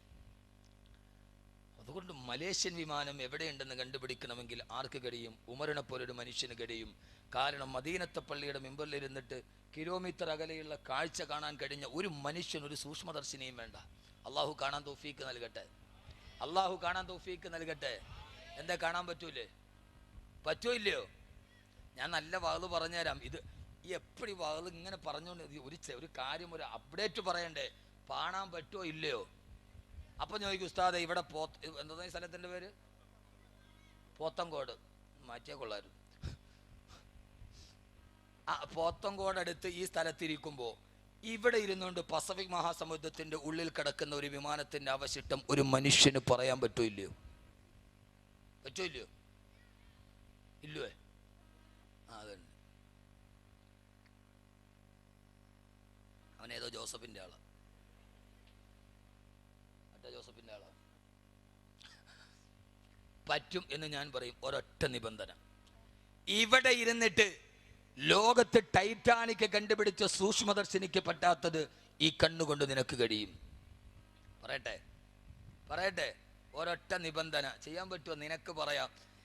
ആ അണ്ണാച്ചി സ്വാമി വന്നിട്ട് കണ്ണടച്ചിട്ട് ഹിപ്നോട്ടിസം നടത്തിയിട്ട് മലേഷ്യൻ വിമാനം എവിടെയാന്ന് പറഞ്ഞു കൊടുത്തല്ലോ. അതിനൊക്കെ അപ്പുറം പറയാൻ കഴിയുന്നത് മുസ്ലിമേ നിനക്കാണ്. ഞാൻ പറയാം, ഞാനൊരു അവകാശവാദം പറയല്ല. ആദരവായ പ്രവാചകൻ നബി മുഹമ്മദ് മുസ്തഫ സല്ലല്ലാഹു അലൈഹി വസല്ലമ പറയുകയാണ്, ലൗലാ അന്ന ശയാതീന യഹ്റൂമൂന അലാ ഖുലൂബി ബനി ആദം ലനളറു ഇലാ മലകൂതി സമാ. എപ്പോഴാണോ ആദമിന്റെ മക്കളുടെ ഹൃദയത്തിൽ നിന്ന് പിശാച് വെളിയിലാവുക, ആരുടെ ഹൃദയത്തിൽ നിന്നാണോ പിശാച് വെളിയിലേക്ക് പോവുക, ആ സമയത്ത് ഈ ഭൂമിയിൽ ഇരുന്നു കൊണ്ട് ലനളറു ഇലാ മലകൂതി സമാ,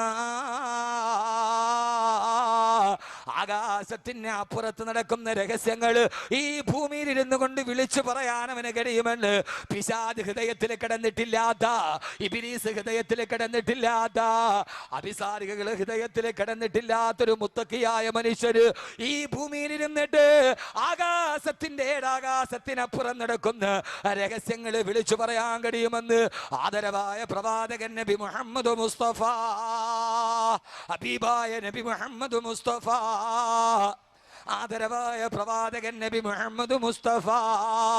അങ്ങനെയുള്ള ആളുകൾ ഉണ്ടായിട്ടുണ്ട്.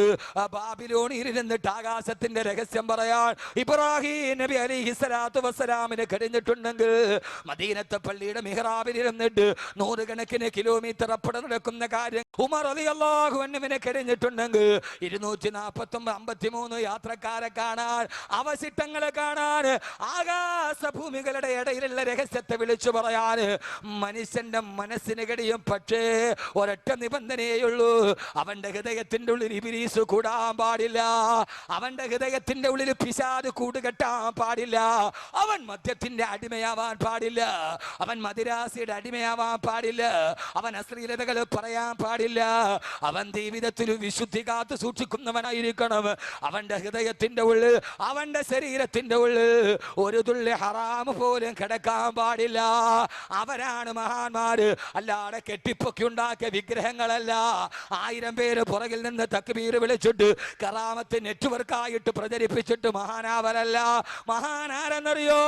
ആ മനുഷ്യന് ഏറ്റവും വലിയ അത്ഭുതം കഴിഞ്ഞെങ്കിൽ അതാണ് സയ്യിദുനാ ഉമർ ഇബ്നുൽ ഖത്താബ് റളിയല്ലാഹു തആല അൻഹു. ഇതെന്തൊരു മനുഷ്യനാണ്! കാരണം ആ മനുഷ്യൻ ജീവിച്ചത് അങ്ങനെയാണ്. നിങ്ങൾക്കറിയോ, ഉമർ റളിയല്ലാഹു തആല അൻഹുവിന്റെ പ്രിയപ്പെട്ട മകൻ ഒരു ദിവസം പെരുന്നാളിന് അന്ന് തലേ ദിവസം രാത്രി, പിറ്റേ ദിവസം പെരുന്നാളാണ്. നമസ്കാരം കഴിഞ്ഞ് റമളാനിലെ നോമ്പും കഴിഞ്ഞ് പെരുന്നാളിന്റെ ദിവസം തലേ ദിവസം രാത്രിയായി. നമ്മുടെ മക്കൾക്ക് നമ്മൾ വസ്ത്രം വാങ്ങിച്ചു കൊടുക്കുന്ന, നമ്മുടെ മക്കൾക്ക് നമ്മൾ പുതിയ ഉടുപ്പുകൾ വാങ്ങിക്കുന്ന സമയം മകനായ അബ്ദുല്ലാഹി ഇബ്നു ഉമർ വന്നിട്ട് ഉപ്പയോട് പറഞ്ഞു, ഉപ്പാ നാളെ പെരുന്നാളിന്റെ ദിവസമാണ്, പക്ഷേ ഈ മകനിടാൻ ഒരു പുതിയ വസ്ത്രം പോലും ഇല്ല ഉപ്പാ. 62 പ്രാവശ്യം കീറിയിട്ട് തുന്നിക്കളഞ്ഞ് വസ്ത്രം കാണിച്ചിട്ട് ഉപ്പയോട് പറയുകയാണ് മകന്. അല്ലാഹു അൻഹുവിനെ കഴിഞ്ഞിട്ടുണ്ടെങ്കിൽ 253 യാത്രക്കാരെ കാണാൻ, അവശിഷ്ടങ്ങളെ കാണാൻ, ആകാശഭൂമികളുടെ ഇടയിലുള്ള രഹസ്യത്തെ വിളിച്ചു പറയാൻ മനുഷ്യന്റെ മനസ്സിന് കഴിയും. പക്ഷേ ഒരൊറ്റ നിബന്ധനയുള്ളൂ, അവന്റെ ഹൃദയത്തിന്റെ ഉള്ളിൽ ഇബ്ലീസ് കൂടാൻ പാടില്ല, അവന്റെ ഹൃദയത്തിന്റെ ഉള്ളിൽ പിശാച് കൂടുകെട്ടാൻ പാടില്ല, അവൻ മദ്യത്തിന്റെ അടിമയാവാൻ പാടില്ല, അവൻ മദിരാസിയുടെ അടിമയാവാൻ പാടില്ല, അവൻ അശ്ലീലതകൾ പറയാൻ പാടില്ല, അവൻ ജീവിതത്തിൽ വിശുദ്ധി കാത്തു സൂക്ഷിക്കുന്നവനായിരിക്കണം. അവന്റെ ഹൃദയത്തിന്റെ ഉള്ളിൽ, അവന്റെ ശരീരത്തിന്റെ ഉള്ളിൽ ഒരു തുള്ളി ഹറാമ് പോലും കിടക്കാൻ പാടില്ല. അവരാണ് മഹാന്മാര്. അല്ലാതെ കെട്ടിപ്പൊക്കി ഉണ്ടാക്കിയ വിഗ്രഹങ്ങളല്ല. 1000 പേര് പുറകിൽ നിന്ന് തക്ബീർ വിളിച്ചിട്ട് കറാമത്ത് നെറ്റ്വർക്കായിട്ട് പ്രചരിപ്പിച്ചിട്ട് മഹാനാവരല്ല. മഹാനാരെന്നറിയോ? ആ മനുഷ്യന് ഏറ്റവും വലിയ അത്ഭുതം കഴിഞ്ഞെങ്കിൽ അതാണ് സയ്യിദുനാ ഉമർ ഇബ്നുൽ ഖത്താബ് റളിയല്ലാഹു തആല അൻഹു. ഇതെന്തൊരു മനുഷ്യനാണ്! കാരണം ആ മനുഷ്യൻ ജീവിച്ചത് അങ്ങനെയാണ്. നിങ്ങൾക്കറിയോ, ഉമർ റളിയല്ലാഹു തആല അൻഹുവിന്റെ പ്രിയപ്പെട്ട മകൻ ഒരു ദിവസം പെരുന്നാളിന് അന്ന് തലേ ദിവസം രാത്രി, പിറ്റേ ദിവസം പെരുന്നാളാണ്. നമസ്കാരം കഴിഞ്ഞ് റമളാനിലെ നോമ്പും കഴിഞ്ഞ് പെരുന്നാളിന്റെ ദിവസം തലേ ദിവസം രാത്രിയായി. നമ്മുടെ മക്കൾക്ക് നമ്മൾ വസ്ത്രം വാങ്ങിച്ചു കൊടുക്കുന്ന, നമ്മുടെ മക്കൾക്ക് നമ്മൾ പുതിയ ഉടുപ്പുകൾ വാങ്ങിക്കുന്ന സമയം മകനായ അബ്ദുല്ലാഹി ഇബ്നു ഉമർ വന്നിട്ട് ഉപ്പയോട് പറഞ്ഞു, ഉപ്പാ നാളെ പെരുന്നാളിന്റെ ദിവസമാണ്, പക്ഷേ ഈ മകനിടാൻ ഒരു പുതിയ വസ്ത്രം പോലും ഇല്ല ഉപ്പാ. 62 പ്രാവശ്യം കീറിയിട്ട് തുന്നിക്കളഞ്ഞ് വസ്ത്രം കാണിച്ചിട്ട് ഉപ്പയോട് പറയുകയാണ് മകന്. ആ മകൻ പറഞ്ഞു, ഉപ്പാ നാളെ ഈ മകനിടാൻ പെരുന്നാളിന് ഉടുപ്പില്ല. പ്രിയപ്പെട്ട സഹോദരങ്ങളെ, ഈ മനുഷ്യനാരെന്നറിയോ? ആ സമയത്ത് സൈപ്രസ് മുതൽ മൊറോക്കോ വരെ ഈ മനുഷ്യന്റെ ഭരണത്തിന്റെ കീഴിലാ. അപ്പൊ ഉമർ റളിയല്ലാഹു തആല അൻഹു മൊറോക്കോ മുതൽ സൈപ്രസ് വരെ ഈ മനുഷ്യന്റെ കീഴിലാ. മകൻ വന്നിട്ട് തലേ ദിവസം രാത്രി വരെ, ഉപ്പ നാളെ പെരുന്നാളാണ്, ഉടുക്കാൻ വസ്ത്രമില്ല. ഇങ്ങനെ ജീവിച്ച മനുഷ്യനെ ഇതൊക്കെ പറയാൻ പറ്റുമോ? അഹമ്മദ് കബീറിന് പറയാൻ പറ്റണമെന്നില്ല. ഇങ്ങനെ ജീവിച്ച മനുഷ്യന് പറയാൻ പറ്റും. നിങ്ങളെന്താ നിങ്ങളങ്ങ് നിഷേധിക്കുക എന്ന് പറയാൻ പറ്റൂല എന്ന്. ചില ആളുകൾക്ക് തലയ്ക്ക് വട്ടുകൂടിയപ്പോൾ അവരതിനെ നിഷേധിച്ചു. ചില ആളുകൾക്ക് തലയ്ക്ക് ഭ്രാന്ത് കൂടിയപ്പോൾ അവരതിനെ പാടെ നിഷേധിച്ചു കളഞ്ഞു. ഇവിടെ ഇരുന്നിട്ട് പറയും, ആകാശത്തിന്റെ മുകളിലിരിക്കുന്ന കാര്യം മനുഷ്യൻ പറയും, മലക്കല്ല മനുഷ്യൻ പറയും. ഉറപ്പാ. അള്ളാഹു ബോധം തരട്ടെ. പക്ഷെ അവൻ ആരായിരിക്കണം? പിശാച് അവന്റെ ഹൃദയത്തിൽ ഉണ്ടാവാൻ പാടില്ല. അതാണ് ഈ മനുഷ്യൻ. ഉമർ റളിയല്ലാഹു തആല അൻഹു. ഉമർ റളിയല്ലാഹു തആല അൻഹു. എന്റെ പ്രിയപ്പെട്ട സഹോദരങ്ങളെ, ഉമർ റളിയല്ലാഹു തആല അൻഹു തന്റെ ഖജനാവ് സൂക്ഷിപ്പുകാരന് കത്തെഴുതുകയാണ്. എൻ്റെ മകൻ വരുന്നുണ്ട്, 4 ദീനാർ എൻ്റെ മകനൊന്ന് കടം കൊടുക്കണം. 1 മാസം കഴിഞ്ഞിട്ട് ഞാൻ എൻ്റെ ശമ്പളത്തിൽ നിന്ന് തിരിച്ചയച്ചു കൊള്ളാം. ആരാ എഴുതുന്നതാരാ? രാജാവ്, മുഖ്യമന്ത്രി, പഞ്ചായത്ത് പ്രസിഡന്റ് കത്തെഴുതുകയാ. എൻ്റെ മകനിന് 4 ദീനാർ കൊടുക്കണം. എൻ്റെ ഇപ്രാവശ്യത്തെ ശമ്പളത്തിൽ നിന്ന് ഞാനത് പൊതുമുതലിലേക്ക് തിരിച്ചടിച്ചു കൊള്ളാം. മകൻ പോയിട്ട് കത്ത് കൊടുത്തു. ഖജനാവിന്റെ സൂക്ഷിപ്പുകാരൻ വായിച്ചിട്ട് തിരിച്ച് കത്തെഴുതി. ഉമർ ഉമറേ റളിയല്ലാഹു തആല അൻഹു, നിങ്ങൾ പറഞ്ഞതുപോലെ 4 ദീനാർ നിങ്ങളുടെ മകന് കടം കൊടുക്കാൻ സാധ്യമല്ല. എന്താ കാര്യമെന്നറിയോ? ഒരാള് ജാമ്യമില്ലാതെ പൈസ കടം കൊടുക്കരുതെന്ന് നീ ഞങ്ങളോട് ഉത്തരവിട്ടിട്ടുണ്ട്. നീ പറഞ്ഞു വിട്ട ഈ കടത്തിന് ജാമ്യക്കാരനില്ല. രണ്ടാമത് നീ എഴുതിയരണ്ട 30 ദിവസം കഴിഞ്ഞിട്ട് ഇത് തിരിച്ചു കൊടുക്കാമെന്നല്ലേ. 30 ദിവസം വരെ ജീവിച്ചിരിക്കുമെന്ന് ഉമറേ നിനക്കെന്താണ് ഉറപ്പുള്ളത്? ഉമറേ നിനക്കെന്താണ് ഉറപ്പുള്ളത്? ആ കത്ത് തിരിച്ചയച്ചു ഖജനാവിന്റെ കാവൽക്കാരൻ. സഹോദരങ്ങളെ, ഇതെവിടെയാ പറയുക? തനിക്ക് വിളമ്പിയ ചമ്മന്തിയിൽ ഉപ്പ് കുറഞ്ഞതിന്റെ പേരിൽ കേരള ഹൗസിലെ പാചകക്കാരനെ പിരിച്ചുവിട്ട ആളുകൾ നാട് ഭരിച്ച നാട്ടിലാണ് ഞാൻ ഈ വർത്തമാനം പറയുന്നത്. ആ സമയത്ത് ചമ്മന്തിക്ക് ഉപ്പ് കുറഞ്ഞതിന്റെ പേരിൽ കുശിനിക്കാരനെ പിരിച്ചുവിട്ട ആളുകൾ കേരളം ഭരിച്ച നാട്ടിലാണ് ഞാൻ ഈ കഥ പറയുക. ആ കത്ത് കിട്ടിയ ഉടനെ പൊട്ടിക്കരഞ്ഞു പോയി സയ്യിദുനാ ഉമർ ഇബ്നുൽ ഖത്താബ് റളിയല്ലാഹു തആല അൻഹു. അല്ലാഹുവേ, ഇതേപോലെ ഉമറിന് തെറ്റ് പറ്റുമ്പോ തെറ്റ് തിരുത്താൻ പറ്റുന്ന കീഴുദ്യോഗസ്ഥര് എനിക്ക് നീ നൽകിയല്ലോ അല്ലാ എന്ന് പറഞ്ഞിട്ടെന്ന് പൊട്ടിക്കരഞ്ഞു സയ്യിദുനാ ഉമർ ഇബ്നുൽ ഖത്താബ് റളിയല്ലാഹു തആല അൻഹു. സയ്യിദിന ഉമർ ഇബ്നുൽ ഖത്താബ്. പിന്നീട് നമ്മൾ ഉമറിനെ കുറിച്ച് ചരിത്രത്തിൽ കേട്ടത് റളിയല്ലാഹു അൻഹു. ഇന്നത്തെ പ്രസംഗത്തിന്റെ കണ്ടന്റ് ഇവിടെയാണ്. ഉമറിന് രാത്രിയിൽ ഉറക്കമില്ല. ഖലീഫയായിരുന്നപ്പോൾ രാത്രിയിൽ ഉറക്കമില്ലാതെ ഇങ്ങനെ നടന്നു. എന്തിനാ നടന്നേ? ആ രാത്രിയിൽ ഉറക്കമില്ലാതെ ഇങ്ങനെ ഉമർ റളിയല്ലാഹു തആല അൻഹു പാവങ്ങൾക്ക് ഭക്ഷണം കൊടുത്തും ഗർഭിണിയുടെ പ്രസവം എടുത്തും ഇങ്ങനെ ജീവകാരുണ്യ പ്രവർത്തനം ചെയ്ത് നടന്നു സയ്യിദുന ഉമർ ഇബ്നുൽ ഖത്താബ്. സയ്യിദുന ഉമർ ഇബ്നുൽ ഖത്താബ് റളിയല്ലാഹു തആല അൻഹു എന്തിനാ ചെയ്തത്? നിങ്ങൾക്കൊരു ഉമറിന്റെ ജോലി എന്താ? റളിയല്ലാഹു വല്ലാത്ത ജോലിയാ ചെയ്തത്, വല്ലാത്ത ജോലി. ഒരിക്കൽ ബഹുമാനപ്പെട്ട സയ്യിദുന അബൂ തൽഹ റളിയല്ലാഹു തആല അൻഹു നിസ്കാരം കഴിഞ്ഞ് വീട്ടിലോട്ട് പോകുന്ന സമയത്ത് രാത്രിയിൽ ഒരാൾ പാത്തും പതുങ്ങിയും മദീനയുടെ ഇടവഴിയിലൂടെ നടന്നു പോകും. ആളുടെ നടപ്പ് കണ്ടപ്പോഴേ അബൂ തൽഹയ്ക്ക് മനസ്സിലായി ഇയാൾ പോകുന്നത് അത്ര നല്ല കാര്യത്തിനല്ല. പാത്തും പതുങ്ങിയും ആരെങ്കിലും തന്നെ നോക്കുന്നുണ്ടോ എന്നൊക്കെ ഇടങ്ങും വലങ്ങും ഒക്കെ നോക്കി ഇയാളിങ്ങനെ പോവുക. അബൂ തൽഹ റളിയല്ലാഹു അൻഹു പുറകെ കൂടി ഇവനെ പിടിച്ചിട്ട് ഉമറാണ് നാട് ഭരിക്കുന്നത് റളിയല്ലാഹു അൻഹു. നാളെ ഉമറിന്റെ വീട്ടിൽ ഉമറിന്റെ കോടതിയിൽ ഇവനെ ഹാജരാക്കണം, നല്ല ശിക്ഷ ഇവന് കിട്ടും. ശ്രദ്ധിച്ച് കേൾക്കണം. ഇങ്ങോട്ട് നോക്ക്. അപ്പോ അങ്ങനെ പുറകെ നടക്കുക. ഉമർ നാട് ഭരിക്കുമ്പോഴും ഇമാതിരിയുള്ള ആളുകൾ അവന്റെ പോക്ക് കാണുമ്പോൾ അറിയാം. ഇങ്ങനെ നമ്മളിപ്പോൾ നിങ്ങളൊന്ന് ആലോചിച്ച് നോക്കി, നമ്മൾ ഇശാ നിസ്കാരമൊക്കെ കഴിഞ്ഞ് ഹദ്ദാദും കഴിഞ്ഞ്, അതിപ്പോൾ പറഞ്ഞ ആർക്ക് മനസ്സിലാവാൻ വേണ്ട, സെക്കൻഡ് ഷോ കഴിഞ്ഞിട്ട് ഇശായി ഹദ്ദാദും പറഞ്ഞ ആർക്കനെ ഹദ്ദാദ അതെന്തൊരു സാധനം ഒക്കെ നമുക്ക് വല്ലതും അറിയൂ. നമുക്ക് ഈ ജീവിതത്തിൽ ഒരു സാധനം ഇന്നവരെ നമുക്കറിഞ്ഞു. ഇശാ നിസ്കാരം കഴിഞ്ഞ ഹദ്ദാദ് എന്ന് പറഞ്ഞാൽ അറിയാവുന്ന ചെറുപ്പക്കാർ എത്ര പേരുണ്ട്? ഒരാൾ പോലും ഇല്ല. എൻ്റെ പ്രിയപ്പെട്ട സഹോദരങ്ങളെ, അതൊക്കെ പോയി നമ്മളൊക്കെ അതപ്പതിച്ച് അധപ്പതനത്തിൻ്റെ അധമഭാവ തലങ്ങളിലേക്ക് നമ്മൾ കുപ്പുകുത്തി. നമ്മൾ ചൊല്ലേണ്ടതൊന്നും ചൊല്ലൂല, പറയേണ്ടതൊന്നും പറയൂല. നമ്മളൊരുമാതിരി മിനുക്ക മുസൽമാനായി എന്ന് പറഞ്ഞാൽ കയ്യിൻ്റെ ഈ ഇട്ടിരിക്കണ ബട്ടൺ അഴിക്കാതെ ഒളിവെടുക്കാൻ വല്ല മസല ഉണ്ടെങ്കിൽ ഇപ്പോഴത്തെ ഒരാളുകൾ ഈ കൈ അഴിക്കാതെ കാലിൽ കിടക്കുന്ന ഷൂ അഴിക്കാതെ ഒളിവെടുക്കാൻ എന്തെങ്കിലും മസല ഏതെങ്കിലും ഒരാൾ പറഞ്ഞാൽ നമ്മൾ ആ പാട്ടിടങ്ങുമായി. നമുക്ക് തഖ്വ എന്ന് പറയുന്ന ഒരു സാധനം ഇസ്ലാമിൻ്റെ ശരീഅത്തിൻ്റെ നിയമത്തിലില്ല എന്ന് ചിന്തിച്ചതാണ് ഏറ്റവും വലിയ പ്രശ്നം. അള്ളാഹു നമ്മളെ കാക്കട്ടെ. നമ്മളൊക്കെ നല്ല ആളുകളാ. പൊന്നു മോനെ, നിസ്കാരത്തിൻ്റെ തഴമ്പിന് എന്താ കുറവല്ലോ ഉണ്ടോ? ഒരു കുറവുമില്ല. ആ വഅ്ലിന് കേൾക്കാൻ വരുന്നവരെല്ലാം മുത്തക്കീങ്ങളാ. ഞാൻ ഈ അടുത്ത സമയത്ത് കഴിഞ്ഞ ഫെബ്രുവരി 8-ാം തീയതി മലപ്പുറം ജില്ലയിലെ കൊപ്പത്ത് സംസാരിച്ചു. ക്യാൻസർ ഖുർആനിലൂടെ മോചനം എന്ന വിഷയം. ലോകാവസാനത്തിന് ശേഷം എല്ലാവരും വളരെ ശ്രദ്ധയോടെ കേട്ട 80,000-ത്തിലധികം ആളുകൾ ആ സദസ്സിൽ, അതിൽ 300 ക്യാൻസർ രോഗികളുണ്ട് ആ സദസ്സിൽ.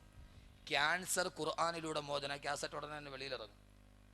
അപ്പോൾ അത് കേട്ട ആളുകളുടെ ആവശ്യപ്രകാരം അത് ഒന്നുകൂടി വിപുലീകരിച്ച് കുറച്ചുകൂടി പഠിച്ച് ഈ 3-ാം തീയതി മലപ്പുറം ജില്ലയിലെ അരീക്കോട പ്രസംഗം ഒന്നുകൂടി നടത്തുക, റിവൈൻഡ് ചെയ്യുക, എല്ലാവരും ആഗ്രഹപ്രകാരം. അപ്പോൾ ആ സദസ്സിൽ ക്യാൻസറിനെ കുറിച്ച് പറഞ്ഞ ആളുകളൊക്കെ കരഞ്ഞ് വലിയൊരവസ്ഥയിലിരിക്കുക. ആ സമയത്ത് ദുആയ്ക്ക് വേണ്ടി ചോദിച്ചപ്പോൾ ഒരു സഹോദരി എൻ്റെ കയ്യിലൊരു പേപ്പർ എഴുതി തന്നു. ഇത് നടന്ന സംഭവമാണ്, മുബാലകത്തല്ല, നടന്ന മുമ്പ് എഴുതി തന്നു.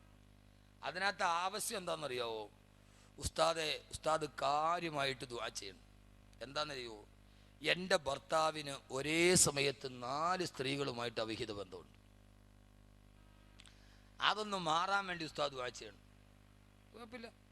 പക്ഷെ അതിൻ്റെ താഴെ എഴുതിയിരിക്കുക, ഈ സദസ്സിൽ തന്നെ ഉസ്താദ് മറക്കാതെ ദുആ ചെയ്യണം. കാരണം ആ 4 പെണ്ണുങ്ങളും ഉസ്താദിൻ്റെ വാതിൽ വെക്കാൻ ഫ്രണ്ടി വന്നിരിപ്പുണ്ട്. എൻ്റെ ഭർത്താവും കിണിച്ചുകൊണ്ട് മുമ്പിൽ ഇരിപ്പുണ്ട്. ഇതൊരു മുബാലകത്തിനല്ല, ആ കാസറ്റിൽ നിങ്ങൾക്ക് കാണാം. അവരെഴുതി തന്നതാ, ഈ 4 പെണ്ണുങ്ങളും ഉസ്താദിൻ്റെ വാതിൽ വെക്കാൻ ഫ്രണ്ടി ഇരിപ്പുണ്ട്. ഈ പറയണ മുത്തക്കിയായ ഭർത്താവും. അപ്പോൾ വാതിലുണ്ട്, ഉണ്ട്. നിസ്കാരത്തിനുണ്ടോ? ഉണ്ട്. 27-ാം രാവിനുണ്ടോ? ഉണ്ട്. പക്ഷേ യഥാർത്ഥ ദീൻ എന്താ നമ്മൾ അറിഞ്ഞിട്ടുണ്ടോ? ഇല്ലതാണ്. പ്രിയ സഹോദരങ്ങളെ, അബൂ തൽഹ റളിയല്ലാഹു തആല അൻഹു ഇയാളുടെ പുറകെ നടന്നു. അവസാനം നടന്ന് ഇയാളൊരു കുടിലിൻ്റെ മുമ്പിലെത്തി. ആ കുടിലിലെ അരണ്ട വെളിച്ചത്തിൽ അബൂ തൽഹ ആ മനുഷ്യനെ കണ്ടു. മറ്റാരുമല്ല, സയ്യിദന ഉമർ. ഉറക്കമില്ല. ഇതെന്തിനാണെന്നാണ് ഞാൻ പറയേണ്ടത്. ഉമർ റളിയല്ലാഹു തആല, അബൂ തൽഹ ഞെട്ടിത്തെരിച്ചു പോയി. ഉമർ 4 പാട് നോക്കി, തന്നെ ആരും കാണുന്നില്ല എന്ന് ഉറപ്പിച്ചതിന് ശേഷം വാതിൽ തുറന്നു, അകത്ത് കടന്നു. അബൂ തൽഹ ഞെട്ടിപ്പോയി. പടച്ചോനെ, ഈ ഉമർ രാത്രിയിൽ വന്നിട്ട് വാതിൽ തുറന്ന് അകത്ത് കയറാൻ. തെറ്റിദ്ധാരണയെ നമ്മളാണ് എന്ത് ചെയ്യും? നമ്മളാണ് എന്ത് ചെയ്യും? അപ്പം മൊബൈൽ എടുത്തിട്ട് ആ മൊബൈലിലെ ഫോൺ ബുക്കിൽ ഏതൊക്കെ നമ്പർ ഉണ്ടോ അവനെ ഒന്ന് വെളിയിൽ നിന്ന് കുറ്റിയിടും ആദ്യം. എന്നിട്ട് ആ ഫോൺ ബുക്കിൽ നിന്ന് എടുത്തിട്ട് അതിൽ കാണുന്നത്, ഡേ അപ്പി, ഓടി വാടേ, എന്തൊരു സംഭവമേ ഇവിടെ നടക്കുന്നത്. ഇങ്ങനെ അങ്ങോട്ട് പറഞ്ഞ് എല്ലാവരെയും വിളിച്ച് അവിടെ കൂട്ടി. എത്ര സദാചാര പോലീസുകളാണ്. ഒരാണും പെണ്ണും കൂടെ കാറിൽ പോയത് പിടിച്ചു. അവർ ചെയ്തത് മഹാതെറ്റ്, അത് വേറെ കാര്യം. അടിക്കുക, ഒരുത്തന്നറിയോ അടിക്കുക. കുടുംബത്തിൽ പറഞ്ഞ പെണ്ണുങ്ങളെ നീ പഠിപ്പിക്കാറിയിരിക്കേണ്ട. അവൻ അവിടുത്തെ 40 എണ്ണമായിട്ട് അതേ സമയത്ത് ഓൺലൈൻ ബിസിനസ് ഉണ്ട് അവന്. ഒരു കാര്യം വരുമ്പോൾ നമ്മളൊക്കെ ചാടി സടകുടഞ്ഞു നിൽക്കും. നമ്മളാരാന്ന് ചിന്തിക്കാൻ. എന്തൊരു മറ്റൊരുത്തനെ അടിക്കാൻ എന്തൊരു ആവേശം നമുക്ക്. അബൂ തൽഹ റളിയല്ലാഹു തആല ഒന്നും ചെയ്തില്ല. ഈത്തപ്പനമരത്തിന്റെ ഒരു കുറ്റിയെടുത്തതിന്റെ മുമ്പിൽ അടയാളം വെച്ച് അബൂ തൽഹ റളിയല്ലാഹു തആല തിരിച്ചു വന്നു. കിടന്നു, ഉറക്കം വരുന്നില്ല. ഉമർ ഇന്നലെ കണ്ട ആ അവസ്ഥ ഒരു വല്ലാത്ത അവസ്ഥയാണ്. എന്താണ് അതിൻ്റെ സത്യാവസ്ഥ അറിയണം. അള്ളാഹു തൗഫീക്ക് നൽകട്ടെ. ഒരു മുസ്ലിമിൻ്റെ ഏറ്റവും പ്രധാനപ്പെട്ട ഒരു ബാധ്യതയാണ് യാ അയ്യുഹല്ലദീന ആമനു ഇൻ ജാഅക്കും ഫാസിഖും ബിനബഇൻ ഫതബയ്യനു. ഒരു തെമ്മാടി വന്നിട്ട് നിങ്ങളോട് എന്തെങ്കിലും കാര്യം പറഞ്ഞാൽ അത് അണ്ണാക്ക് തൊടാതെ വിഴുങ്ങരുത്. ഫതബയ്യനു, അതിനെക്കുറിച്ച് നിങ്ങൾ നന്നായിട്ട് അന്വേഷിക്കണം. ഒരു പച്ച തെമ്മാടി വന്നിട്ട് നിങ്ങളോടൊരു കാര്യം പറഞ്ഞു, അത് നിങ്ങൾ അണ്ണാക്ക് തൊടാതെ വിടാൻ പാടില്ല. ഖുർആൻ നിങ്ങൾ അതിനെക്കുറിച്ച് എന്ത് ചെയ്യണം? ഫതബയ്യനു, അതിനെക്കുറിച്ച് അന്വേഷിക്കണം. എന്തിന്? അൻ തുസീബു ഖൗമൻ ബിജഹാല, വിവരമില്ലാത്തവന്മാർ പറയുന്നതിൽ വിവരമുള്ള നീയും പോയി പെടാൻ പാടില്ല.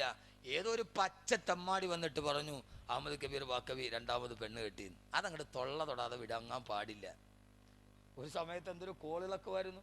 പടച്ച തമ്പുരാനെ, വാക്കവി 2ാം, എനിക്ക് ഉള്ള ഒന്നിനെ നോക്കാൻ തന്നെ സമയമില്ല. ഇന്ന് രാവിലെ 5 മണിക്കാണ് വാതിൽ കഴിഞ്ഞ് വന്നത്. ഇന്നിപ്പോൾ വാതിൽ പോയി കിടന്നു. നാളെ രാവിലെ വീണ്ടും തിരിച്ച്. ഉള്ള ഒന്നിനെ കൊണ്ട് നടക്കാൻ പാടില്ല, 2എണ്ണം കെട്ടി. ശരി, ആയിക്കോട്ടെ. അപ്പോൾ കെട്ടിയവൻ രക്ഷപ്പെടുകയും ചെയ്തു. ഈ തലസ്ഥാന നഗരിയിൽ എവിടെ ഏതോ ഒരു വലിയ മിശിഹ പെണ്ണ് കെട്ടി 2ാമത്. ആ സമയത്ത് ഒരു കാര്യം ആവർത്തിച്ച് ഞാൻ പറയും, ഏത് വലിയ കൊലകൊമ്പനാണെങ്കിലും ആദരിച്ചില്ലെങ്കിൽ അള്ളാഹു മറ്റൊരുത്തൻ്റെ മുമ്പിൽ അവനെ അള്ളാഹു ഫളീഹത്താക്കി കളയും. ഇമാം ഷാഫി റളിയല്ലാഹു തആല അൻഹുവിനെതിരെ, ഷാഫി റളിയല്ലാഹു തആല അൻഹുവിനെ കുറിച്ച് ചീത്ത പറഞ്ഞിട്ട് 3 ഖുത്ബയുടെ പ്രസംഗം നടത്തിയ മിശിഹാമാരെ നമുക്കറിയാം. അവരെ ഫളീഹത്തായി പോയി ലോകത്ത്. അള്ളാഹു നമ്മളെ കാക്കട്ടെ. നമ്മളെക്കാൾ അറിവുള്ളവർ, ഇമാമിയങ്ങൾ, ഉസ്താദന്മാർ ആദരിക്കുക എന്നത് നമ്മുടെ ജീവിതത്തിൻ്റെ ഭാഗമാണ്. അതുകൊണ്ട് ഒരാൾ വന്ന് എന്തെങ്കിലും പറഞ്ഞാൽ, പ്രത്യേകിച്ച് പെണ്ണുങ്ങൾ ആരെങ്കിലും എന്തെങ്കിലും പറഞ്ഞാൽ അതേപടി വിഴുങ്ങാൻ മറ്റൊരാളോട് പറയുക പാടില്ലെന്ന് വിശുദ്ധ ഖുർആൻ. അബൂ തൽഹ റളിയല്ലാഹു തആല അൻഹു രാവിലെ സുബഹിന്റെ ബാങ്ക് വിളിച്ചു. അബൂ തൽഹ റളിയല്ലാഹു തആല അൻഹു പള്ളിയിലേക്ക് പോകുമ്പോ അവിടെ ഇമാമത്ത് നിർവഹിക്കുന്നുണ്ട് സയ്യിദുനാ ഉമർ റളിയല്ലാഹു തആല അൻഹു. ഇതാ ഇന്നലെ പാതിരാത്രിയിൽ ഒരു കുടിലിന്റെ അകത്ത് വെച്ച് കണ്ട ഉമർ ഇതാ സുബഹിക്ക് പള്ളിയുടെ മിഹ്റാബിന്റെ കീഴിൽ ഇമാമത്ത് നിർവഹിക്കുകയാ. നമസ്കാരം നിർവഹിച്ച് സലാം വീട്ടിയിട്ട് വല്ലവിധേന ഈ സലാം വീട്ടി മനസ്സിനെ സമാധാനം വരാട് അബൂ തൽഹ റളിയല്ലാഹു തആല നേരം പരപരാവെടുത്തു ഓടുകയാണ് ആ പഴയ കുടിലിന്റെ മുമ്പിലേക്ക്. അവിടെ ഈത്തപ്പനമരത്തിന്റെ കുച്ചി അടയാളം വെച്ചിട്ടുണ്ട്. ആ കുടിലിന്റെ മുമ്പിലെത്തിയപ്പോ പോയിട്ട് വാതിലിൽ തട്ടി. ഉടനെ അകത്ത് നിന്നൊരു സ്ത്രീയുടെ ശബ്ദം കേൾക്കുന്നുണ്ട്. ആരാണ് വാതിൽ തട്ടുന്നത്? അകത്തേക്ക് കടന്നു വരിക. അബൂ തൽഹ റളിയല്ലാഹു തആല ഞെട്ടിപ്പോയി. അല്ലാഹുവേ, ഇന്നലെ രാത്രിയിൽ ഒരു പെണ്ണ് താമസിക്കുന്ന കുടിലാണോ ആരും കാണാതെ ഉമർ വന്നിട്ട് തിരിച്ചു പോയത്? ആ പെണ്ണിന്റെ മുഖമറിയാൻ കരിങ്കല്ലിനോട് ഏറ്റുമുട്ടിയാൽ പോലും തകരാത്ത ഹൃദയത്തിന്റെ ഉടമയായ ഉമറിന്റെ ഹൃദയത്തെ കീഴടക്കിയ ആ പെണ്ണാരെന്നറിയാ. അബൂ തൽഹ റളിയല്ലാഹു തആല കുടിലിന്റെ വാതിൽ തുറന്നു നോക്കുമ്പോ ആ സമയത്ത് കാണുന്ന കാഴ്ചയേടെന്നറിയോ? പനനാര് കൊണ്ടുവരിഞ്ഞു കോർത്തൊരു കട്ടിലിൽ പഴമുണ്ട് മൂടിയ കിഴവി രോഗമിലുണ്ടതിൽ നിങ്ങൾക്ക് സേവനം ചെയ്യുവാനാരുണ്ട്? അതിനുത്തരം എനിക്കെന്റെ സിട്ടാവുണ്ട്. ആ പടംതുണിക്കട്ടില് പനനാര് കൊണ്ട് വരിഞ്ഞുണ്ടാക്കിയൊരു പടംതുണി പോലെ ആ ചെറിയ ഈത്തപ്പനമരത്തിന്റെ കുടിലില് കണ്ണ് കാണാൻ കഴിയാത്തൊരു വൃദ്ധ കിടക്കുകയാ. അവരുടെ കണ്ണിന് കാഴ്ചയില്ല. പടം തുണി കെട്ടുപോലെ എല്ലും തോലും തിരിഞ്ഞ ദാരിദ്ര്യത്തിന്റെ ഉടമയായ ഒരു വൃദ്ധ കിടക്കുന്നത് കാണുമ്പോ അബൂ തൽഹ റളിയല്ലാഹു തആല ഞെട്ടിപ്പോയി ചോദിച്ചു, നിങ്ങൾക്ക് സേവനം ചെയ്യുവാനാരുണ്ട്? ഈ മരുഭൂമിയുടെ മറുഭാഗത്ത് എഴുന്നേക്കാൻ കഴിയാതെ പടം തുണിക്കെട്ടുപോലെ മരണത്തോട് മല്ലടിച്ച് കിടക്കുന്ന നിങ്ങളെ സംരക്ഷിക്കാനും ഭക്ഷണം തരാനും ആരാ ഉള്ളത്? ചെറുപ്പക്കാരെ, സിറാജുൽ ഹുദാ യൂത്ത് ഫെഡറേഷന്റെ പ്രിയപ്പെട്ട പ്രവർത്തകരോട്, ഇവിടെ കരുതി കൂടി നിൽക്കുന്നവരോട് ഉമർ രാത്രി ഇതൊക്കെ ചെയ്തത് എന്തിനാണ് നിങ്ങൾ അറിയണം. സഹോദരങ്ങളെ, ആ പ്രിയപ്പെട്ട വൃദ്ധ പറഞ്ഞത് എന്തെന്നറിയോ? രോഗത്തിലായി കിടപ്പായ നാൾ മുതൽ ഇന്നും വരും രാത്രിയിൽ ആരോ ഒരാളടുത്തെന്നും. രോഗത്തിലായി കിടപ്പായ നാൾ മുതൽ ഇന്നും വരും രാത്രിയിൽ ആരോ ഒരാളടുത്തെന്നും. കാട്ടിച്ച ചട്ടിയെടുത്തവർ നീക്കുന്നതാ, ശുദ്ധീകരിച്ചത് പിന്നെയും വെക്കുന്നതാ. ഞാൻ രോഗം ബാധിച്ചിട്ട് ഇവിടെ കിടക്കുന്ന അന്നത്തെ രാത്രി മുതൽ ഇന്നലെ രാത്രി വരെ മുടങ്ങാട് പതിരാ സമയമാകുമ്പോൾ ഒരാൾ എൻ്റെ കുടിലേക്ക് വരും. വന്ന ഉടനെ മലമൂത്ര വിസർജനം ചെയ്യുന്ന ഒരു മൺചട്ടിയുണ്ട്. ആ ചട്ടിയെടുത്ത് വെളിയിൽ കൊണ്ടുപോയി തൻ്റെ കൈകൾ കൊണ്ട് ആ മലവും മൂത്രവുമെല്ലാം കഴുകി വൃത്തിയാക്കും. എന്നിട്ടോ മടിശീല തുറന്നിട്ട് അതിൽ നിന്ന് കാരക്കയെടുത്ത് ആ കാരക്ക വിരൽ കൊണ്ടും മെല്ലെ ഞെരടി മൃദുവാക്കി എൻ്റെ വായിലേക്ക് വെച്ച് തരും. ആരാ കൊടുക്കുന്നതാരാ? പതിരാ സമയത്ത് മരുഭൂമിയുടെ മറുഭാഗത്ത് കിടക്കുന്ന വൃദ്ധയുടെ മലമൂത്ര വിസർജനം തൻ്റെ കൈകൾ കൊണ്ട് മടത്തി വിധിയാക്കി. ഏത് കൈകൾ കൊണ്ടാണ്? ആ കൈ കൊണ്ടാണ് അരയിൽ കിടക്കുന്ന വാളിനെ മൂർച്ചേറിയാൻ ആദ്യം കണ്ടവന്റെ കൈത്തണ്ട വെട്ടി മുറിച്ചത്. ആ കൈ കൊണ്ട് ഈ വൃദ്ധയുടെ മലമൂത്ര വിസർജനം തുടച്ചു മാറ്റി ആ കാരൊക്കെ എടുത്ത് വായിലേക്ക് വെച്ച് തരും. എന്നിട്ടോ ഇവിടെയാണ് നിങ്ങൾ കേൾക്കേണ്ടത്. എന്നിട്ടോ സന്തോഷമുള്ള കലാമുകൾ പറയുന്നതാ, സന്താപമൊക്കെയും നീങ്ങുവാൻ ഉതകുന്നതാ. സന്തോഷമുള്ള കരാമുകൾ പറയുന്നതാ, സന്താപമൊക്കെയും നീങ്ങുവാൻ ഉതകുന്നതാ. എന്റെ അടുത്ത് വന്നെന്റെ കട്ടിലിന്റെ ചാരത്ത് വന്നിട്ട് ആ മനുഷ്യൻ ചില ചെറിയ തമാശ പറഞ്ഞിട്ട് എന്നെ പൊട്ടിച്ചിരിപ്പിക്കും. സഹോദരാ സഹോദരാ, പരിവർത്തനത്തിന്റെ മാതൃക. പാതിരാ സമയത്ത് ഈ വൃദ്ധയെ തമാശ പറഞ്ഞ് പൊട്ടിച്ചിരിപ്പിക്കുന്നതാരെന്നറിയോ?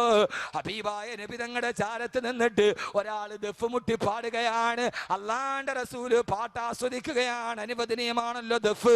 ആ ദഫ് സംഗീതമില്ലാത്ത ദഫ്, താളങ്ങളില്ലാത്ത ദഫ് ആസ്വദിച്ചു കൊണ്ടിരിക്കവേ പെട്ടെന്ന് അല്ലാഹുവിന്റെ റസൂലിന്റെ മുമ്പിലേക്ക് ഒരാൾ കടന്നു വന്നു. ഹബീബായ നബി തങ്ങൾ പറഞ്ഞു, പാട്ടുകാരാ പാട്ട് നിർത്ത്, ദഫ് എടുത്ത് ഒളിപ്പിച്ചു വെക്ക്, ഇനി പാടല്ലേ ഇനി പാടല്ലേ ഇനി പാടല്ലേ. പാട്ടുകാരാ ദഫ് ഒളിപ്പിച്ചു വെക്ക്, ഇനി പാട്ട് നിർത്ത് പാട്ടുകാരാ. അയാള് പേടിച്ചു പറച്ച് ദഫ് എടുത്തോട്ട് ഒളിപ്പിച്ചു വെച്ചു. അയാള് പാട്ട് പാതിവടിയിൽ നിർത്തി. ആ വന്ന മനുഷ്യൻ കുറെ നേരം വർത്തമാനം പറഞ്ഞ് ഹബീബായ നബിയുടെ ചാരത്ത് നിന്ന് ഇറങ്ങി പോകവേ ആ പാട്ടുകാരൻ ചോദിച്ചു, യാ റസൂലല്ലാഹ്, ഹബീബായ നബിയെ പാട്ട് കേട്ടുകൊണ്ടിരിക്കുമ്പോ ഒരാള് കിടന്നു വന്നപ്പോ പേടിച്ചു വിറച്ചതുപോലെ അങ്ങ് പാട്ട് നിർത്താൻ പറഞ്ഞത് എന്തിനാ? അയാള് പോയപ്പോ നബി തങ്ങള് പറഞ്ഞു, പാട്ടുകാരാ ഇനി പാടിക്കോ, ഇനി ദഫടിച്ചു പാടിക്കോ, ഞാനെന്ന് കേക്കട്ടെ പാട്ടുകാരാ. അതെന്താണ് നബി അങ്ങനെ പറഞ്ഞത്? അയാളെ കണ്ടപ്പോ നിർത്തി, അയാൾ പോയപ്പോ പാടാൻ പറഞ്ഞു. ആ സമയത്തല്ലാന്റെ റസൂൽ നബി മുഹമ്മദ് മുസ്തഫ സല്ലല്ലാഹു അലൈഹി വസല്ലം പറയുകയാണ്, ഏ പ്രിയപ്പെട്ട പാട്ടുകാരാ, ആ വന്നതാരെന്നറിയോ? വഹാദാ ഉമറു വഹാദാ ഉമറു, ആ വന്നത് ഉമറാണ്, അത് വന്നത് ഉമറാണ്. വഹുവലാ യുഹിബ്ബുൽ ബാതിലാ, വഹുവലാ യുഹിബ്ബുൽ ബാതിലാ. ഇങ്ങനെയുള്ള പാട്ടൊന്നും ഉമർ കേൾക്കാറില്ല. അതൊന്നും ഉമറിന് ഇഷ്ടമല്ല റളിയല്ലാഹു അൻഹു. എന്റെ പ്രിയപ്പെട്ട സഹോദരങ്ങളെ, ഒരു തമാശക്ക് പോലും അനുവദനീയമായ ദഫിന്റെ പാട്ട് കേൾക്കാത്ത ആ മനുഷ്യനാണ് പാതിരാ സമയത്തൊരു വൃദ്ധയുടെ അടുക്കൽ ചെന്നിട്ട് തമാശ പറഞ്ഞ് ചിരിപ്പിക്കുന്നത്. എന്തിനെന്നറിയോ? ഇതെന്റെ ആഖിറമാണ്, ഇതെന്റെ പരലോകമാണ്, ഇതെന്റെ ഖബറിന് വേണ്ടിയുള്ളതാണ്. എന്റെ പ്രിയപ്പെട്ട സിറാജുൽ ഹുദയുടെ പ്രവർത്തകരോട് കഴിഞ്ഞ ഒരു മാസം വെമ്പായത്ത് വന്ന് ഞാൻ വേള പറഞ്ഞു, അവിടെ എത്ര പെൺകുട്ടികളെയാണ് ആ നാട്ടിലെ ചെറുപ്പക്കാര് കല്യാണം കഴിച്ചു വിട്ടത്. ഇതെന്തിനാന്നറിയോ? അത് ഫ്ലെക്സിൽ ഫോട്ടോ വെക്കാനല്ല, അത് പടച്ചറപ്പിന്നെ ആഗ്രഹിച്ചിട്ട് ചെയ്തതാണ്. എന്റെ പ്രിയപ്പെട്ട സഹോദരങ്ങളെ, എന്റെ പ്രിയപ്പെട്ട സഹോദരങ്ങളെ, തമാശക്ക് പോലും ഒരു ദഫിന്റെ പാട്ട് കേൾക്കാത്ത മനുഷ്യനാണ്. ആ മനുഷ്യൻ കളിതമാശ കണ്ടിട്ടില്ല. ഹബീബായ നബി തങ്ങളോട് എങ്ങനെ പറയാനാണ്? സമയത്തിൽ ഒതുങ്ങില്ല. ഞാൻ പറഞ്ഞില്ല, ഒരു പ്രഭാഷകൻ ഒതുങ്ങാത്ത വിസ്മയമേ ഉമർ, പൂരണമില്ലാത്ത സമസ്യേ ഉമർ, പറഞ്ഞാല് തീരാത്ത വർത്തമാനത്തിന്റെ കഥാപാത്രമേ ഉമർ റളിയല്ലാഹു തആല അൻഹു. ഹബീബായ നബി തങ്ങളുടെ കാലഘട്ടത്തിൽ എത്തോപ്യയിൽ നിന്ന് അഭ്യസ്ത സംഘം വന്ന് കളരിപ്പയറ്റിന് ആയിഷ ബീവി പറഞ്ഞു, എനിക്ക് കാണണം നബിയെ. കൊണ്ടുപോയി കാണാൻ വാതിൽപ്പടിയിലേക്ക് തന്റെ റിസാലത്തിന്റെ കൈയെടുത്തു വെച്ചിട്ട് ആയിഷ ബീവി താടയെടുത്തിട്ട് നബി തങ്ങളുടെ കൈ തണ്ടയിൽ വെച്ചു. എന്നിട്ട് കളരിപ്പയറ്റ് കണ്ടുകൊണ്ടിരിക്കുകയാ. കുറെ നേരം കണ്ടു കഴിഞ്ഞപ്പോ അള്ളാന്റെ റസൂല് പറഞ്ഞു, പോകാം ആയിഷ. കണ്ടു തീർന്നില്ല നബിയെ. വീണ്ടും നബി തങ്ങളെ കൈത്തണ്ട വെച്ചു കൊടുത്തു. കളരിപ്പയറ്റ് സഹാബത്തും കൂട്ടം കൂടി നിന്ന് കാണുന്നുണ്ട്. ആയിഷ, ഇനി പോകാം ആയിഷ. ഇല്ല നബിയെ, കണ്ടു തീർന്ന് കൊതി തീർന്നില്ല നബിയെ. അള്ളാന്റെ റസൂലിന് പോകാൻ ഇഷ്ടമാണ്. പക്ഷെ ആയിഷ ബീവിയുടെ ഇഷ്ടത്തിന് വേണ്ടി നിന്ന് കൊടുക്കുകയാ. പല പ്രാവശ്യം വിളിച്ചിട്ടും ആയിഷ ബീവി കൊച്ചു കുഞ്ഞുങ്ങളെ പോലെ ഒരൽപ്പം കൂടി എന്ന് പറഞ്ഞു നിൽക്കുകയാ. പെട്ടെന്ന് സഹാബത്ത് ചിതറിത്തെറിച്ചോടാൻ തുടങ്ങി. കളരിപ്പയറ്റ് കണ്ടുകൊണ്ട് നിന്ന് സഹാബത്ത് ചിതറിത്തെറിച്ചോടുകയാ. ഉത്സവപ്പറമ്പിൽ ആന വരളുമ്പോ ആളുകൾ ഓടുന്നത് പോലെ ഏടോ പേടിച്ച് വിറച്ചിട്ട് സഹാബത്ത് ചിതറിയോടുകയാണ്. ആയിഷ ബീവി പറഞ്ഞു, നമുക്കും പോകാൻ നബിയെ, എന്തോ അത്യാപത്ത് സംഭവിച്ചു നബിയെ. അള്ളാന്റെ റസൂല് ചിരിച്ചിട്ട് പറഞ്ഞു, ആയിഷ, സഹാബത്ത് വരണ്ടോടിയത് എന്തിനെന്നറിയോ? അറിയില്ല നബിയെ. അവര് കളരിപ്പയറ്റ് കണ്ടുകൊണ്ട് നിന്നപ്പോ അവിടെ ഉമർ കടന്നു വന്നു റളിയല്ലാഹു അൻഹു. ഉമറിനിതൊന്നും ഇഷ്ടമല്ല. ഉമറിനെ പേടിച്ചിട്ട് സഹാബത്ത് വരണ്ടോടിയതാണെന്ന് കണ്ടാലും, മുസ്ലിമായിട്ട് പോലും ഒന്ന് കണ്ടാല് പേടിച്ചു വിറച്ചോടിയ ഒരു തമാശക്ക് പോലും നബി തങ്ങളെ കണ്ട കളരിപ്പയച്ച് പോലും കാണാതിരുന്ന ആ മനുഷ്യനാണ് പാതിരാത്രിയുടെ നിശബ്ദതയിൽ എല്ലാവരും ഉറങ്ങിക്കിടക്കുമ്പോ ഈ വൃദ്ധയോട് തമാശ പറഞ്ഞ് ചിരിപ്പിക്കുന്നത് കാരണം എന്താ? ഇവിടെയാണ് ഹസ്രത്ത് ഉമർ മാനസാന്തരത്തിന്റെ മാതൃക. കാരണം എന്തെന്നറിയോ? പാതിരാത്രിയിൽ തന്നെ നാട്ടിലേക്ക് അഭയാർത്ഥികൾ വരുമ്പോ അവരുടെ കൂടാരത്തിന് പോയി കാവല് നിൽക്കും. അവരോട് പറയും, നിങ്ങൾ കിടന്നുറങ്ങിക്കോ, ഞാൻ ഇതിന് കാവല് നിന്നോളാം. ആ സമയത്ത് ആളുകൾ സുബഹിന്റെ സമയമായി ബാങ്ക് വിളിച്ചു, വാതിൽ തട്ടിയിട്ട് പറഞ്ഞു, എഴുന്നേക്ക്, നിസ്കാരത്തിന് സമയമായി. അഭയാർത്ഥികൾ പള്ളിയിൽ വരുമ്പോ അവിടെ ഇമാമത്തിന് നിൽക്കുന്നുണ്ട്. ഇന്നലെ രാത്രിയിൽ ഉറക്കമളച്ചിട്ട് തങ്ങളുടെ പ്രസവത്തിന് കാവല് നിന്ന മനുഷ്യന് സയ്യിദുനാ ഉമർ ഇബ്നുൽ ഖത്താബ് റളിയല്ലാഹു തആല അൻഹു, എന്റെ പ്രിയപ്പെട്ട ചെറുപ്പക്കാരാ, രാത്രിയിൽ ഉറക്കമില്ലാതെ കൂട്ടുകാര് പറഞ്ഞു, ഉമറേ, എല്ലാ രാത്രിയിലും നീ ഉറക്കമളഞ്ഞിട്ട് ഇത് ചെയ്യുന്നത് എന്തിനാ? നിനക്ക് വേണ്ടി ഞങ്ങൾ ഇന്ന് ദിവസം നിൽക്കാം, ഇന്നൊരു ദിവസം നീ രാത്രിയിൽ കിടന്നുറങ്ങാൻ പറഞ്ഞപ്പോ ആ സമയത്താണ് ഉമർ റളിയല്ലാഹു അൻഹു പറഞ്ഞത്, ഞാൻ എങ്ങനെയാ ഇനി രാത്രിയിൽ കിടന്നുറങ്ങുന്നത്? ഞാൻ രാത്രിയിൽ ഉറങ്ങാതെ ഇങ്ങനെ ഭക്ഷണം കൊടുത്തും പാവങ്ങളെ സഹായിച്ചും മറ്റൊരാളുടെ പ്രസവത്തിന് കാവല് നിന്നും എന്റെ രാത്രിയിൽ ഉറങ്ങാതെ നിൽക്കുന്നത് എന്തിനെന്നറിയോ? ഈ ഉമറിനൊരു പൂർവ്വകാലമുണ്ട്. അന്ന് പല രാത്രികളിലും ഞാൻ കള്ളു കുടിച്ചവനാ, പല രാത്രിയിലും ഞാൻ വ്യഭിചരിച്ചവനാ, പല രാത്രിയിലും എന്റെ പടച്ചെറുപ്പിലിട്ടപ്പെടാത്തത് ചെയ്തവനാ. അതിന് പ്രായശ്ചിത്തമായി കഴിഞ്ഞുപോയ എന്റെ രാത്രികളുടെ തിന്മകളുടെ രാത്രികൾക്ക് പകരം ഞാൻ ഇന്ന് നന്മകളുടെ രാത്രി സംഘടിപ്പിക്കുകയാണ്. നാളെ പടച്ചെറുപ്പിന്റെ മുമ്പിൽ ഞാനത്ര കള്ളു കുടിച്ചവനാ, ഞാനത്ര മദ്യപിച്ചവനാ, എന്റെ റബ്ബെനിക്ക് പുറത്തു തന്നോന്നറിയില്ല. എന്റെ കഴിഞ്ഞുപോയ തിന്മകളുടെ രാത്രികൾക്ക് പ്രായശ്ചിത്തമായിട്ടോ ഈ പാതിരാത്രിയിൽ ഉറക്കമില്ലാതെ ഞാൻ ഇങ്ങനെ കഷ്ടപ്പെടുന്നതെന്ന് സയ്യിദുനാ ഉമർ ഇബ്നുൽ ഖത്താബ് റളിയല്ലാഹു തആല അൻഹു. ഇനി നിങ്ങളോട് ഞാനൊരു കാര്യം പറഞ്ഞു തരട്ടെ ചെറുപ്പക്കാരാ. ഉക്കാള ചന്തയിൽ പേഴ്സിൽ നിന്നും മല്ലന്മാര് വരുമ്പോ മരത്തിൽ കിടത്തിയിട്ടവന്റെ നെഞ്ചിലേക്ക് കാലെടുത്ത് ചവിട്ടിയിട്ട്, ആരുണ്ടടാ ഖത്താബിന്റെ മകൻ ഉമറിനെ തോൽപ്പിക്കാനെന്ന് നെഞ്ചത്തടിച്ചിട്ട് ചോദിച്ച വീരശൂര പരാക്രമിയായ ഈ മനുഷ്യൻ മരിച്ചിട്ട് മയ്യത്ത് കുളിപ്പിക്കുമ്പോ ആ മനുഷ്യന്റെ വലത്തെ തോളിലൊരു അടയാളം ഉണ്ടായിരുന്നു. ഉമർ റളിയല്ലാഹു അൻഹുവിനെ മയ്യത്ത് കുളിപ്പിച്ചവർ വലത്തെ തോളിലൊരു അടയാളം കണ്ടു. എന്താ അടയാളം എന്നറിയോ? പാതിരാ സമയത്ത് പാവങ്ങൾക്ക് കഴിക്കാനുള്ള ഭക്ഷണവും തോളിൽ ചുമന്നു കൊണ്ടുപോയിട്ട് ആ തോളിലൊരു അടയാളം വീടിരുന്നു. സയ്യിദുനാ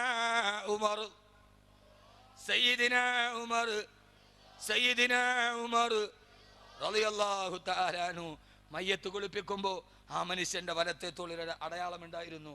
പാവങ്ങളെ സഹായിക്കാൻ ധാന്യവും ഗോതമ്പും ചുമന്നു കൊണ്ടുപോയതിന്റെ അടയാളം. ഉമർ റളിയല്ലാഹു അൻഹുവിനോട് ആരോ ചോദിച്ചു, നിങ്ങൾ ഇന്നത്തെ ഒരു ദിവസം കിടന്നുറങ്ങ്. നമ്മൾ വലിയ വാദവും ചരിത്രവും പറയാറുണ്ട്. രാത്രിയിൽ പ്രജകളുടെ ക്ഷേമം അന്വേഷിച്ച് ഉറക്കമില്ലാതെ നടന്ന മനുഷ്യനാ ഉമർ. എന്തിനാ ഉറങ്ങാത്തെന്നറിയോ? ഞാൻ ഇതിനു മുമ്പ് തീരുമാനിക്കും ഇവിടെ വെച്ച്, ഞാൻ ഇതിനു മുമ്പ് ധാരാളം രാത്രികൾ ഉറക്കമളച്ച് ഞാൻ കള്ളു കുടിക്കാനിരുന്നിട്ടുണ്ട്, ചീട്ട് കളിക്കാനിരുന്നിട്ടുണ്ട്, വ്യഭിചരിക്കാനിരുന്നിട്ടുണ്ട്. എൻ്റെ റബ്ബിൻ്റെ മനസ്സിൽ ഹിദായത്തിൻ്റെ വെളിച്ചം നിന്നു.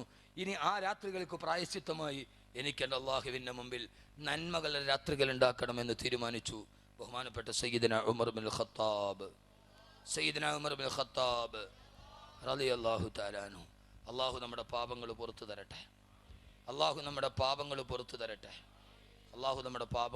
തരട്ടെ. ഒന്നുകൂടി ഇൻഷാ അല്ലാഹ് അവസാനം 10 സലാത്ത് ചൊല്ലി നമുക്ക് പിരിയാം. പാപങ്ങൾ പൊറുക്കപ്പെടണമെന്ന് നിങ്ങൾക്ക് ആഗ്രഹമുണ്ടോ? പാപം ചെയ്യാത്ത ആരെങ്കിലും കൂട്ടത്തിലുണ്ടോ? ഇല്ല, ഒരാളും ഇല്ല. പാപം ചെയ്യാത്തവരാരും ഉണ്ടാവില്ല. ഞാൻ വിളിച്ചു പറയണ്ടാവുള്ള ചീത്തപ്പേര് കളയണ്ട. നമ്മുടെ പാപങ്ങൾ അല്ലാഹു പുറത്തു തരട്ടെ. പാപങ്ങൾ പൊറുക്കപ്പെടാൻ ഒരു വഴി ഞാൻ പറഞ്ഞിട്ട്, ഉമർ റളിയല്ലാഹു തആല അതിനു പകരം നന്മയുടെ രാത്രി ഉണ്ടാക്കി. നമ്മൾ ജീവിതത്തിൽ തെറ്റ് ചെയ്യാത്ത ആരുണ്ടാവില്ല. പാപം പൊറുക്കപ്പെടാൻ ഞാനൊരു കാര്യം പറഞ്ഞു തരട്ടെ. ഇൻഷാ അല്ലാഹ് ചെയ്യുമെന്ന് ഉറപ്പുള്ളവരൊക്കെ ഒന്ന് കൈ പൊക്ക് നോക്കട്ടെ. കൈ ഉള്ളവരൊക്കെ പൊക്ക്. ഇതെന്ത് തൊടുപുഴയോ? കൈയൊന്നും ഇല്ലേ? താത്തിയിട്. അള്ളാഹു കബൂലാക്കട്ടെ. പിന്നെ ആ മഹാസംഭവമൊക്കെ കഴിഞ്ഞു. ഇപ്പം ആളുകൾ മറ്റേ തൊടുപുഴക്കാരനെ കുറിച്ച് പറയണ കേട്ടാൽ സഹതാപ തരംഗുണ്ടാക്കി അയാൾ ചെയ്തതൊക്കെ മറന്നു എല്ലാവരും. അതങ്ങോട്ട് പോയി. ആ സഹതാപ തരംഗത്തിൻ്റെ ഇടയിൽ അദ്ദേഹത്തിൻ്റെ ഭാര്യ ആത്മഹത്യ ചെയ്തു, അയാൾക്ക് ജോലി കൊടുത്തില്ല. ഇതൊക്കെ ചെയ്താരാ? പാളയം പള്ളിക്കാരാ. അയാളുടെ സഭയല്ലേ കൊടുക്കരുത്. അവസാനം അദ്ദേഹം ചെയ്ത മഹാപാതകം അതിൻ്റെ ഉള്ളിൽ അയച്ചുപോയി. അവസാനം ഒരു സോഫ്റ്റ് കോർണർ ഉണ്ടാക്കി ആ ഏറ്റവും വലിയ തെറ്റിനെ ന്യായീകരിച്ചു പത്രമുത്തശ്ശിമാരും മറ്റാളുകളും. കോളങ്ങൾ എഴുതി. രക്തസാക്ഷി, രക്തസാക്ഷി, ജീവിതത്തിൻ്റെ രക്തസാക്ഷി. അയാൾ ഒരു സമുദായത്തിൻ്റെ, ഒരു സമൂഹത്തിൻ്റെ, ഒരു വിശ്വാസത്തിൻ്റെ, ഒരു ആദർശത്തിൻ്റെ മനസ്സിൽ ചെതലരിച്ചത് എല്ലാവരും മറന്നുപോയി. ആ വേദന ആരും മറന്നുപോയി. അള്ളാഹു നമുക്കൊക്കെ അടയ്ക്കാത്ത കണ്ണുകൾ അള്ളാഹു നൽകി അനുഗ്രഹിക്കട്ടെ. നിങ്ങൾ നോക്ക്, അള്ളാഹു അടയ്ക്കാത്ത കണ്ണുകൾ അള്ളാഹു നൽകി അനുഗ്രഹിക്കട്ടെ. അള്ളാഹു നൽകി അനുഗ്രഹിക്കട്ടെ. റബ്ബ് നേരറിയാൻ 1 കോടി, നേരത്തറിയാൻ 2 കോടി, ഇനി ബാക്കി അറിയാൻ എത്ര കോടിയാ? എൻ്റെ പൊന്നുമോനെ, അള്ളാഹു സത്യം കാണാനുള്ള മനസ്സ് അള്ളാഹു നൽകി അനുഗ്രഹിക്കട്ടെ. പാപങ്ങൾ അള്ളാഹു പുറത്തു തരട്ടെ. ഒരു വഴി പറഞ്ഞു തരട്ടെ, ഇൻഷാ അല്ലാഹ് ചെയ്യുമോ? ഉറപ്പ്? ഉറപ്പ്? ആദരവായ പ്രവാചകൻ നബി മുഹമ്മദ് മുസ്തഫ, ഹബീബായ നബി മുഹമ്മദ് മുസ്തഫ സല്ലല്ലാഹു അലൈഹി വസല്ലമയുടെ അടുക്കൽ വന്നിട്ട് ഒരാൾ പറഞ്ഞു, നബിയേ അതിനബ്തു ദമ്മന് കസീറാ, ഞാൻ ധാരാളം പാപങ്ങൾ ചെയ്തിട്ടുണ്ട് നബിയേ, ആ പാപങ്ങൾ പൊറുക്കപ്പെടാൻ ഒരു വഴി എനിക്ക് പറഞ്ഞതാ നബിയേ. അള്ളാന്റെ റസൂൽ പറഞ്ഞതെന്തെന്നറിയോ? പാതിരാത്രി മുഴുവനെ കരയാനല്ല, ഒരനാഥയെ നീ കണ്ടാൽ, ഒരു യതീമിനെ കണ്ടാൽ ആ യതീമിന്റെ തലയിൽ വാത്സല്യത്തോടെ നീ ഒന്ന് തടകി കൊടുക്കുക. നീ ചെയ്ത പാപങ്ങൾ അല്ലാഹു പുറത്തു തരുമെന്ന് ഹബീബായ നബി മുഹമ്മദ് മുസ്തഫ സല്ലല്ലാഹു അലൈഹി വസല്ലം. നീ ഒരു അനാഥയെ കണ്ടാൽ, ഒരു യതീമിനെ കണ്ടാൽ തലയിൽ ഒന്നൊരു പിതാവിന്റെ വാത്സല്യത്തോടെ തടക്, അള്ളാഹു നിന്റെ പാപങ്ങൾ പുറത്തു തരുമെന്ന് നബി മുഹമ്മദ് മുസ്തഫ. വേറെ സഹാബി പറഞ്ഞു, നബിയെ ഞാൻ ധാരാളം പാപം ചെയ്തിട്ടുണ്ട്. അള്ളാഹുവിന്റെ റസൂല് പറഞ്ഞു, നീ ധാരാളമായി സദക്ക ചെയ്യ്, അള്ളാഹു സ്വീകരിക്കട്ടെ, അള്ളാഹു സ്വീകരിക്കട്ടെ, അള്ളാഹു സ്വീകരിക്കട്ടെ. ബഹുമാനപ്പെട്ട മുആദ് ബിൻ ജബൽ റളിയല്ലാഹു തആല അൻഹു 18ാമത്തെ വയസ്സിലാണ് മുസ്ലിമാകുന്നത്. ഏതാണ്ട് 36 വയസ്സ് വരെ ജീവിച്ചിരുന്നു ബഹുമാനപ്പെട്ട മുആദ് ബിൻ ജബൽ റളിയല്ലാഹു അൻഹു. അവസാനം ഇസ്ലാമിക ചരിത്രത്തിന്റെ പണ്ഡിത കുലപതിയായി മുആദ് ബിൻ ജബൽ റളിയല്ലാഹു അൻഹു. എൻ്റെ പ്രിയപ്പെട്ട ചെറുപ്പക്കാരാ, നിങ്ങൾക്കറിയുമല്ലോ ബഹുമാനപ്പെട്ട സഅദ് ബിൻ മുആദ് റളിയല്ലാഹു അൻഹു 30ാമത്തെ വയസ്സിലാണ് മുസ്ലിമാകുന്നത്. 36ാമത്തെ വയസ്സിലാണ് വഫാത്താകുന്നത്. 30ാമത്തെ വയസ്സിൽ മുസ്ലിമായ സഹാബിയാണ് Saad bin Muadh. Saad bin Muadh ഇങ്ങോട്ട് നോക്ക്, 30ാമത്തെ വയസ്സിലാണ് മുസ്ലിമായത് സഅദ് ബിൻ മുആദ് റളിയല്ലാഹു അൻഹു. 36ാമത്തെ വയസ്സിലാണ് വഫാത്തായത്. മുസ്ലിമായിട്ട് എത്ര നാൾ ജീവിച്ചു? ഇങ്ങോട്ട് നോക്ക്, മുസ്ലിമായിട്ട് എത്ര നാൾ ജീവിച്ചു? 6. ഞാൻ മുസ്ലിമായിട്ട് ജീവിക്കാൻ തുടങ്ങിയിട്ട് വർഷം എത്രയായി? 36 കഴിഞ്ഞു. നിങ്ങൾ 10, 20 കഴിഞ്ഞവരുണ്ട്, 30 കഴിഞ്ഞവരുണ്ട്, 40 കഴിഞ്ഞവരുണ്ട്, 50 കഴിഞ്ഞവരുണ്ട്, 60 കഴിഞ്ഞാലും കൂട്ടത്തിലുണ്ടോ? കൈവക്കാൻ വന്നാൽ പൊക്കൂല. 60 കഴിഞ്ഞാലും ഉണ്ടാ? കൈവക്കി ഉപ്പന്ന് പൊക്ക്. ഇനി നിങ്ങൾക്ക് 60 ആയില്ല എന്ന് ആരെങ്കിലും പറഞ്ഞ പിന്നെ സന്തൂർ തേച്ച് കുളിക്കണം എന്ന് പറയേണ്ടി വരും. 60, 70 കഴിഞ്ഞാ? എത്ര? 88 സൂര്യോദയം കണ്ട മനുഷ്യനാണ്. എത്ര സൂര്യോദയം? 88 വർഷത്തെ സൂര്യോദയം കണ്ട മനുഷ്യനാണ്. നമ്മൾ മുസ്ലിമായി ജീവിക്കാൻ എത്ര നാളായി? സഹോദരിമാരെ എത്ര നാളായി? 80, 50, 60, 36 കഴിഞ്ഞു. സഅദ് ബിൻ മുആദ് എന്ന ചെറുപ്പക്കാരൻ 30ാമത്തെ വയസ്സിലെ മുസ്ലിമായത്, 36ാമത്തെ വയസ്സിൽ വഫാത്തായി. മുസ്ലിമായി ജീവിച്ചത് എത്ര വർഷം? മുസ്ലിമായി ജീവിച്ചത് 6 വർഷമാ. മുസ്ലിമായി 6 വർഷം മരിച്ച 30-ാമത്തെ വയസ്സിൽ മുസ്ലിമായി 36-ാമത്തെ വയസ്സിൽ വഫാത്തായി. 6 വർഷം മുസ്ലിമായി ജീവിച്ച മനുഷ്യൻ മരിച്ചപ്പോഴാണ് അള്ളാന്റെ റസൂൽ പറഞ്ഞത്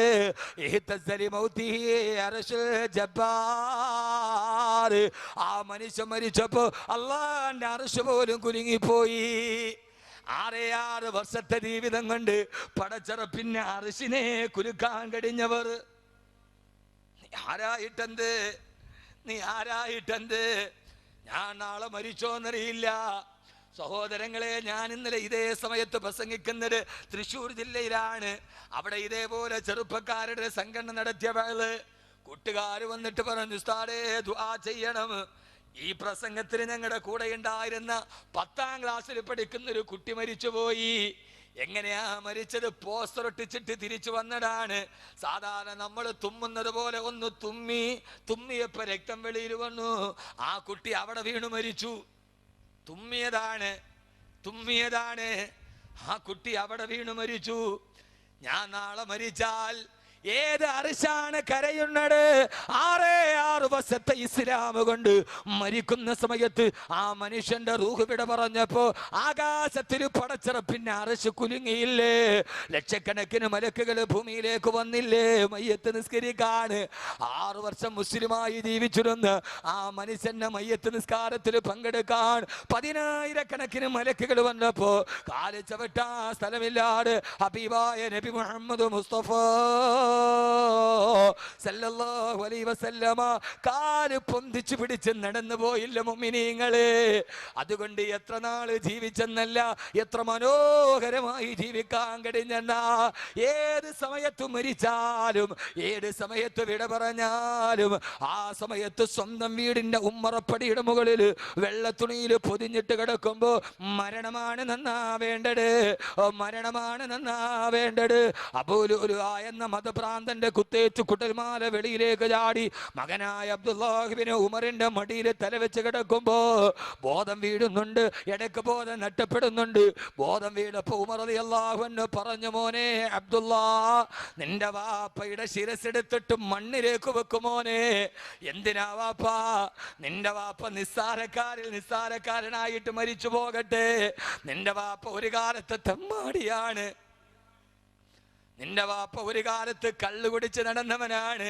അവൻ മരിക്കും അവന്റെ തല ഒരു മനുഷ്യന്റെ മടിയിലല്ല, ഉമറിന്റെ ശിരസ് പച്ചമണ്ണിലിരിക്കട്ടെ. അതുകൊണ്ട് എന്റെ ശിരസ് എടുത്തിട്ട് മണ്ണിൽ വെക്കാൻ പറഞ്ഞു സയ്യിദുനാ ഉമർ ഇബ്നുൽ ഖത്താബ്. എന്നിട്ട് മകനോട് പറഞ്ഞു, കുടൽമാല വെളിയിലേക്ക് കിടക്കുകയാണ്. ആ കുടൽമാല ഇടത്തെ കൈകൊണ്ട് തന്റെ വയറ്റിലേക്ക് ചേർത്ത് പിടിച്ചിട്ട് മകനോട് പറഞ്ഞു, മകനെ അബ്ദുല്ലാ, ഞാൻ മരിച്ചാൽ മയ്യത്ത് കുളിപ്പിക്കുന്ന വെള്ളത്തിൽ കർപ്പൂരം ചേർക്കാൻ പാടില്ല. നിസ്സാരക്കാരനായിട്ടേ ഉമറിനെ ഖബറടക്കാവൂ. ഇത് കേട്ട സഹാബത്ത് പൊട്ടിക്കരഞ്ഞു. ആരാണ് ഈ മനുഷ്യൻ? ഒരു കാലത്തെ മദ്യപാനിയുടെ അവസാനത്തെ മരണമാണ് പറയുക. കുടൽമാല മുഴുവനും വെളിയിലോട്ട് വീണ് കിടക്കുന്ന കുടൽമാല എടുത്തേ കൈകൊണ്ട് വയറ്റിലേക്ക് ചേർത്ത് പിടിച്ചിട്ട് താഴെ കിടക്കുന്ന ഈത്തപ്പന മരത്തിന്റെ ഒരു ഓല കയ്യിലെടുത്തു. എന്നിട്ട് കരയാൻ തുടങ്ങി. യാ ലൈതനീ കുന്തു മിഥില ഹാദാ, യാ ലൈതനീ കുന്തു മിഥില ഹാദാ. അല്ലാഹുവേ, ഞാൻ ഇതേപോലെ ഒരു ഈത്തപ്പന മരത്തിന്റെ ഓലയായിരുന്നെങ്കിൽ നാളെ ഞാൻ നിന്റെ മുമ്പിലേക്ക് വരികയാണ്, മഹ്ശറയിൽ നിൽക്കുകയാണ്. അല്ലാഹുവേ, ഞാൻ എൻ്റെ ജീവിതത്തെ കുറിച്ച് നിന്നോട് കണക്ക് പറയേണ്ടി വരുമായിരുന്നില്ലല്ലോ അല്ലാ. മരിക്കുന്ന നേരത്ത് റബ്ബേ, കുടൽമാല താഴെ വീഴുമ്പോഴും വേദന അറിഞ്ഞില്ല. ഈത്തപ്പന മരത്തിന്റെ ഓലയെടുത്ത് കയ്യിൽ വെച്ചിട്ട് യാ ലൈതനീ കുന്തു മിഥില ഹാദാ, ഞാനൊരു ഈത്തപ്പന മരത്തിന്റെ ഓലയായി നീ എന്നെ ജനിപ്പിച്ചിരുന്നെങ്കിൽ ഞാനിതാ മരിക്കാൻ പോകുന്നു. ആഖിറത്തിൽ നിന്റെ മുമ്പിലേക്ക് വരിക. ഉമറിന്റെ അവസ്ഥ എന്താണെന്നറിയില്ല റബ്ബേ. അല്ലാഹുവേ, പാതിരാത്രി വൃദ്ധയുടെ കാട്ടം പോലും ആഖിറത്തെ ഓർത്തിട്ട് കൊടുത്ത മനുഷ്യന്റെ അവസാനത്തെ സമയം. എൻ്റെ പ്രിയപ്പെട്ട സഹോദരൻ, അല്ലാഹുവേ, എനിക്കറിയില്ല തമ്പുരാനെ നാളെ ആഖിറത്തിന്റെ അവസ്ഥ എന്താന്ന്. എൻ്റെ പൊന്നു ചെറുപ്പക്കാരാ, ഈ രാത്രിയും പകലും ആഭാസം ചെയ്ത് മാഹിയിലെ പെണ്ണിനെ കണ്ടുക, ചൊക്ലിയിലെ പെണ്ണിനെ കണ്ടില്ലെങ്കിൽ ഇങ്ങോട്ട് വാ, എന്തടി പെണ്ണിനെ കാണിച്ചു കൊടുക്കാൻ പോണത്? ആഭാസത്തിന് ഇന്ന് ലോകത്തിന്റെ അവസ്ഥ മൈനസിന് പ്രചാരം കൂടുക, മൈനസിന് പ്രചാരം കൂടുക. എന്തടി പെണ്ണെ കാണിച്ചു കൊടുക്കാൻ പോവുക? പാതിരാവിന്റെ സമയത്തിൽ അരക്കി പോട്ട് തുണിയില്ലാത്ത ആഭാസംസ്കാരത്തിന്റെ സംസ്കാരം പഠിപ്പിക്കാൻ മാഹിയിലെ പെണ്ണിനെ കണ്ടേക്കാ, ചൊക്ലിയിലെ പെണ്ണിനെ കണ്ടേക്കാ. കണ്ടില്ലെങ്കിൽ ഇങ്ങോട്ട് വാന്ന് വിളിക്കുമ്പോ എന്റെ പെണ്ണെ കാണാത്തതേടാണ് നീ കാണിച്ചു കൊടുക്കുക. അത് നിന്റെ ശരീരത്തിന്റെ തൊലിയുടെ വെളുപ്പാണെങ്കിൽ ആ തൊലി വെളുപ്പ് ഏതുവരെയാ പെണ്ണെ? ആരടി മണ്ണിൽ കൊണ്ടുപോയി മണ്ണിട്ട് മൂടിയാല് 4 ദിവസം കഴിഞ്ഞാല് പുഴുക്കൾ തിന്നുന്ന ഈ പച്ചമാംസമാണോ നീ കാണിച്ചു കൊടുക്കാൻ പോവുക? ഇല്ല ഇല്ല ഇല്ല ഇല്ല. അതുകൊണ്ട് മരണമാണ് നന്നാവേണ്ടത്. ലോകം കണ്ട ഏറ്റവും വലിയ തമ്മാടി, ലോകത്തിലെ സ്വർഗം കണ്ട് മരിച്ച കഥയാണ് സയ്യിദുനാ ഉമർ ഇബ്നുൽ ഖത്താബ്. സയ്യിദുനാ ഉമർ ഇബ്നുൽ ഖത്താബ് റളിയല്ലാഹു തആല അൻഹു. അല്ലാഹു നമുക്കും അതേപോലെയുള്ള വിടവാങ്ങൽ അല്ലാഹു നൽകി അനുഗ്രഹിക്കുമാറാകട്ടെ. അല്ലാഹു നൽകി അനുഗ്രഹിക്കുമാറാകട്ടെ. നാളെ ഒരു ദിവസം നമ്മളും മരിക്കും. ആ മരിക്കുന്ന സമയത്ത് സ്വർഗം കണ്ട് പുഞ്ചിരിയോടെ മരിക്കാൻ അല്ലാഹു നമുക്ക് തൗഫീക്ക് നൽകി അനുഗ്രഹിക്കട്ടെ. നാളെ മരിച്ചു എന്ന് കേട്ടാൽ അഹമ്മദ് കബീർ ഇന്ന് വീട്ടിൽ പോയി. മരിച്ചു എന്ന് കേട്ടാൽ നിങ്ങളും വരില്ലേ? വരില്ലേ? അഹമ്മദ് കബീർ വീട്ടിൽ പോയി, നാളെ രാവിലെ കേൾക്കുന്ന വാർത്ത മരിച്ചു എന്നാണ്. കാണാൻ നിങ്ങൾ വരില്ലേ? ആളുകളോട് ആരോ പറഞ്ഞ് കളക്ടറിന്റെ അമ്മ മരിച്ചു. ആളുകളോടാണുണെങ്കിൽ കളക്ടറിന്റെ അമ്മയുടെ മൃതദേഹം കാണാൻ ആളുകൾ ഓടിപ്പോകവെയാണ്. വടിയിൽ വെച്ച് ആരോ പറഞ്ഞത് കളക്ടറിന്റെ അമ്മയല്ല മരിച്ചത്, സാക്ഷാൽ കളക്ടറാണ് മരിച്ചത്. പോയവരെല്ലാം തിരിച്ചു പോകാണ്ടിടങ്ങി. കളക്ടർ മരിച്ചു പോയെങ്കിൽ പിന്നെ ആരെ കാണിക്കാനാണ് പോകുന്നത്? കളക്ടറിന്റെ അമ്മ മരിച്ചപ്പോ കാണാൻ പോയില്ലെങ്കിൽ കളക്ടർ വിചാരിക്കില്ല ഇവനൊന്നും വന്നില്ലല്ലോ എന്ന്. പിന്നെ നാളെ അവന്റെ കയ്യിൽ നിന്ന് ആനുകൂല്യം കിട്ടില്ല. ഇനി കളക്ടർ തന്നെ മരിച്ചാൽ പിന്നെ ആരെ കാണിക്കാനാണ് മയ്യത്ത് കാണാൻ പോകുന്നത്? ഇങ്ങോട്ട് നോക്ക് മനുഷ്യരെ, ഇങ്ങോട്ട് നോക്ക്. മരിച്ചു എന്ന് വാർത്ത അറിയുമ്പോ പലപ്പോഴും കാണാൻ പോകുന്നത് അവൻ എന്ത് വിചാരിക്കുമെന്ന് വിചാരിച്ചിട്ടാ അല്ലേ? ഒന്നും ആത്മാർത്ഥത ഇതിനൊന്നുമില്ല, ആത്മാർത്ഥത ഇതിനൊന്നുമില്ല. ആളുകൾ കാണാൻ പോകുന്ന എന്താ? ബാക്കവിയുടെ ഉമ്മ മരിച്ചു, അള്ളാഹുർക്ക് ആഫിയത്ത് കൊടുക്കട്ടെ, ദീർഘായുസ് കൊടുക്കട്ടെ. ഇർഷാദ് മൗലവി വരും. എന്താ കാര്യം? ഞങ്ങൾ ഇത്രയും വലിയ അടുത്ത സുഹൃത്തുക്കളായിട്ടൊന്ന് പോയില്ലെങ്കിൽ കാഞ്ഞാർ എന്ത് വിചാരിക്കും? അദ്ദേഹത്തിന്റെ വീട്ടിൽ ഒരു മരണമുണ്ടായി, കാഞ്ഞാറ് പോകും. കാര്യം എന്താ? അദ്ദേഹം എന്ത് വിചാരിക്കും? പക്ഷേ ഇർഷാദ് മൗലവി മരിക്കുമ്പോ, കാഞ്ഞാറ് മരിക്കുമ്പോ, അവൻ മരിച്ചിട്ട് കിടക്കുമ്പോഴാണ് ചിന്തിക്കും മനുഷ്യര്. കൂടുതലൊന്നും പറയാനില്ല. ശുജായി പറഞ്ഞതുപോലെ ബുദ്ധി കൂർമ്മതയുള്ളവർ കൽപ്പമാത്രം പോരെ. താവനവൻ മരിച്ചു കിടക്കുമ്പോ ലോകം കണ്ട ഏകാധിപതിയാണ് വിൻസെന്റ് ഗോമസ്. ആ വിൻസെന്റ് ഗോമസ് മരിച്ചു എന്ന് വാർത്ത പറഞ്ഞു ഏകാധിപതി. ആളുകൾ മുഴുവനും വന്ന് നോക്കുമ്പോ വിൻസെന്റ് ഗോമസ് മരിച്ചു കിടക്കുകയാണ്. അയാളുടെ അടുക്കൽ വന്നിട്ട് ആളുകൾ പറയാൻ തുടങ്ങി, ഇവൻ ചത്തുപോയല്ലോ, ഇവനെ കൊണ്ടത്ര പൊറുതിമുട്ടിയ ഏകാധിപതിയാണ് ഇവന്, ഇവന്റെ ശല്യം ഒടിഞ്ഞല്ലോ.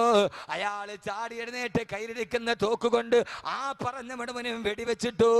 എന്നിട്ട് അയാൾ പറഞ്ഞ്, എന്നെ എതിർക്കുന്നവൻ ആരെന്നറിയാൻ ഞാൻ വെറുതെ മരിച്ചെന്ന് പറഞ്ഞതാണ് എന്ന് പറഞ്ഞ ഏകാധിപതികൾ ജീവിച്ച രാജ്യമാണ് ഈ രാജ്യം. അതുകൊണ്ട് സഹോദരാ, അവനവൻ മരിക്കുമ്പോ അവനവന്റെ മയ്യത്തിന്റെ പുറകിൽ 10,000 വരണം. ഞാൻ മരിച്ചു എന്നറിഞ്ഞാൽ എൻ്റെ വീടിന്റെ അടുക്കൽ വന്നിട്ട് നിങ്ങൾ അവിടേക്ക് വരില്ലേ? അവിടെ വരുമ്പോ ഈ മുഖത്ത്, ഈ സ്ക്രീനിലൂടെ നിങ്ങൾ കാണുന്ന മുഖത്ത് വെള്ള തുണി കൊണ്ട് മറച്ചിട്ടിട്ടുണ്ട്. മുഖത്തിട്ട മുണ്ടും ചിലര് വന്നുയർത്തുന്നേ. നിങ്ങൾ വന്നിട്ട് ആദ്യം മുഖം കാണണം. മരിച്ച ആളുടെ മുഖമാണ് കാണേണ്ടത്. തുണി അങ്ങോട്ട് മാറ്റുമ്പോ അവന്റെ മുഖത്ത് നോക്കിയിട്ട് പറയാൻ കഴിയണം, മരിച്ചിട്ട് കിടക്കാന്ന് തോന്നൂല, ചിരിച്ചോണ്ട് കിടക്കാന്ന് തോന്നുമെന്ന് പറയാൻ. അതാണ് മരണം. മുഖത്ത് നോക്കിയിട്ട് പറയണം, അല്ലാഹുവേ അവൻ മരിച്ചിട്ട് കിടക്കാന്ന് തോന്നൂല, മരിച്ചിട്ട് കിടക്കാൻ തോന്നൂല, അവൻ ചിരിച്ചോണ്ട് കിടക്കാം. എന്റെ പ്രിയപ്പെട്ട വന്ദ്യനായ ഗുരുനാഥൻ ബഹുമാനപ്പെട്ട ശൈഖുന കോയ ഉസ്താദ് പൂന്തുറ വഫാത്തായി. എന്നെ ഞാനാക്കി മാറ്റിയ 17ാമത്തെ വയസ്സിൽ എൻ്റെ തലയിൽ കൈവച്ചിട്ട് എൻ്റെ മോൻ പോയി പ്രസംഗിച്ചോ എന്ന് പറഞ്ഞ് വിട്ടതാണ്. ഇന്ന് വർഷങ്ങളായി ഞാൻ പ്രസംഗിച്ചിട്ടുണ്ട്, ഒരു തുണ്ട് പേപ്പർ പോലും വെച്ചിട്ട് ഞാൻ നോക്കി പ്രസംഗിച്ചിട്ടില്ല. ഇത് മുഴുവനും പണ്ടങ്ങോ വായിക്കുകയും പറയുകയും ചെയ്ത ഓർമ്മയാണ്, അല്ലാതെ ഒരു പ്രസംഗത്തിന് വേണ്ടി ഇന്നേ വരെ തയ്യാറെടുത്തിട്ടില്ല. അത് പഴയ വായനയുടെ ഓർമ്മകളാണ്. അതാ മനുഷ്യന്റെ കൈതൊട്ടതിന്റെ പറക്കത്താണ്. ആലുവ തോട്ടക്കാട്ടുകര പള്ളിയുടെ വലതുഭാഗത്ത് കിടക്കുന്നുണ്ട് ആ പ്രിയപ്പെട്ട മാന്. അള്ളാഹു കബറിടം വിശാലമാക്കി കൊടുക്കട്ടെ, അള്ളാഹു കബറിടം വിശാലമാക്കി കൊടുക്കട്ടെ. അവരൊന്നുമില്ലെങ്കിൽ ഞാനെന്ന് പറയുന്ന മനുഷ്യരിങ്ങുണ്ടാവില്ല. എൻ്റെ ഈ പ്രിയപ്പെട്ട മുഹമ്മദ് മൗലവിയുടെയും ഉസ്താദാണ്. അപ്പൊ ഞങ്ങളുടെ ഗുരുനാഥന് പുറത്തു കൊടുക്കട്ടെ. തോട്ടക്കാട്ടുകര പള്ളിയുടെ ഖബർസ്ഥാനിലേക്ക് ഉസ്താദിന്റെ മയ്യത്തിറക്കുമ്പോ ആ മുഖത്ത് നോക്കുമ്പം എന്തോ ഒരു പുഞ്ചിരിയാണ്. അനുശോചന യോഗത്തിനാണ് ആ പള്ളിയുടെ പ്രസിഡന്റ് പറഞ്ഞത്, കോയ ഉസ്താദ് മരിച്ചു നിറഞ്ഞിട്ട് കാണാൻ പോയപ്പോ കോയ ഉസ്താദ് മരിച്ചു കിടക്കുന്ന കാഴ്ച കണ്ടപ്പോ എനിക്കും മരിക്കാൻ കൊതി തോന്നിപ്പോയെന്ന്. ആരുടെ കുട്ടിയെ? തിരുവനന്തപുരത്ത് ജീവിച്ചിരുന്ന മനുഷ്യന്റെ കഥയാണിത്. 3 മാസം മുമ്പ് ആ മനുഷ്യൻ മരിച്ചു കിടക്കുന്നത് കണ്ടപ്പോ ആളുകൾ പറഞ്ഞു, ഞങ്ങൾക്ക് മരിക്കണമെന്ന് കൊതി തോന്നിപ്പോയി. അങ്ങനെ മരിക്കണം. ജീവിതത്തിൽ ആർക്കും ആരുമാവാം, കോടീശ്വരനാകാം, ലക്ഷാധിപതിയാവാം, അതിനൊന്നും വേണമെന്നില്ല. ബിസിനസ് ചെയ്യാം, ലാഭം കിട്ടാം, വസ്തുക്കച്ചവടം ചെയ്യാം, ഗൾഫിന്റെ വരുമാനം ഉണ്ടാവാം.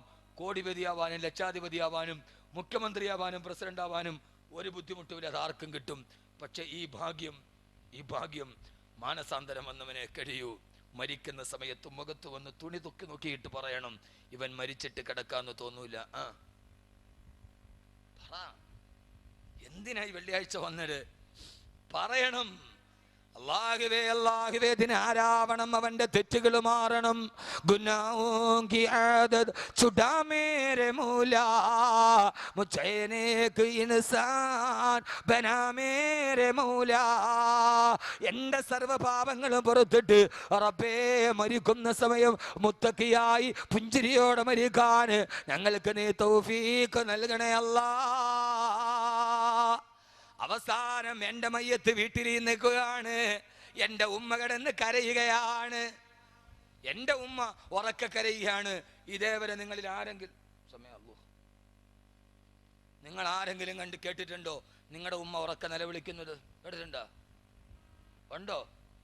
നിങ്ങളുടെ ഉമ്മ ഉറക്ക നിലവിളിക്കുന്ന നിലവിളി ശബ്ദം ആരെങ്കിലും ഉമ്മയുടെ നിലവിളി കേട്ടിട്ടുണ്ടോ? ഉണ്ടോ? ഉമ്മ ഉറക്ക കരയൂല, അതാ ഉമ്മ.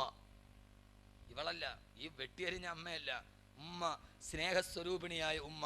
അമ്മ എന്നുള്ള 2 അക്ഷരത്തിൽ ഈ ബ്രഹ്മാണ്ട സാഹിത്യമൊക്കെ കുറിപ്പതായി. ഉമ്മ ഒരിക്കലും ഉറക്ക നിലവിളിച്ച കാര്യം നമ്മൾ ഇന്നവരെ കേട്ടിട്ടില്ല. ഉണ്ടാ? ഇല്ല. എൻ്റെ ഉമ്മ ഉറക്ക നിലവിളിച്ച് കരഞ്ഞ ഞാൻ ഇതേവരെ കേട്ടിട്ടില്ല. എൻ്റെ ഉമ്മ ഇതേവരെ ഉറക്ക നിലവിളിച്ച് കരയുന്നത് ഞാൻ കേട്ടിട്ടില്ല. ഒരു കൈയിൽ 6 മാസം പ്രായമായി ഒരു മകൻ വയറ്റിന്റെ ഉള്ളിലും 1.5 വയസ്സുകാരൻ വലത്തെ കൈത്തണ്ടയിലും വെച്ച് പ്രിയപ്പെട്ട ഭർത്താവ് വിട പറയുമ്പോ ആ സമയത്തന്നെ മക്കളെ എങ്ങനെ വളർത്തുമെന്ന് വിചാരിച്ചിട്ട് എൻ്റെ ഉമ്മ ഉറക്കെ കരയുന്നത് ഞാൻ കണ്ടിട്ടില്ല.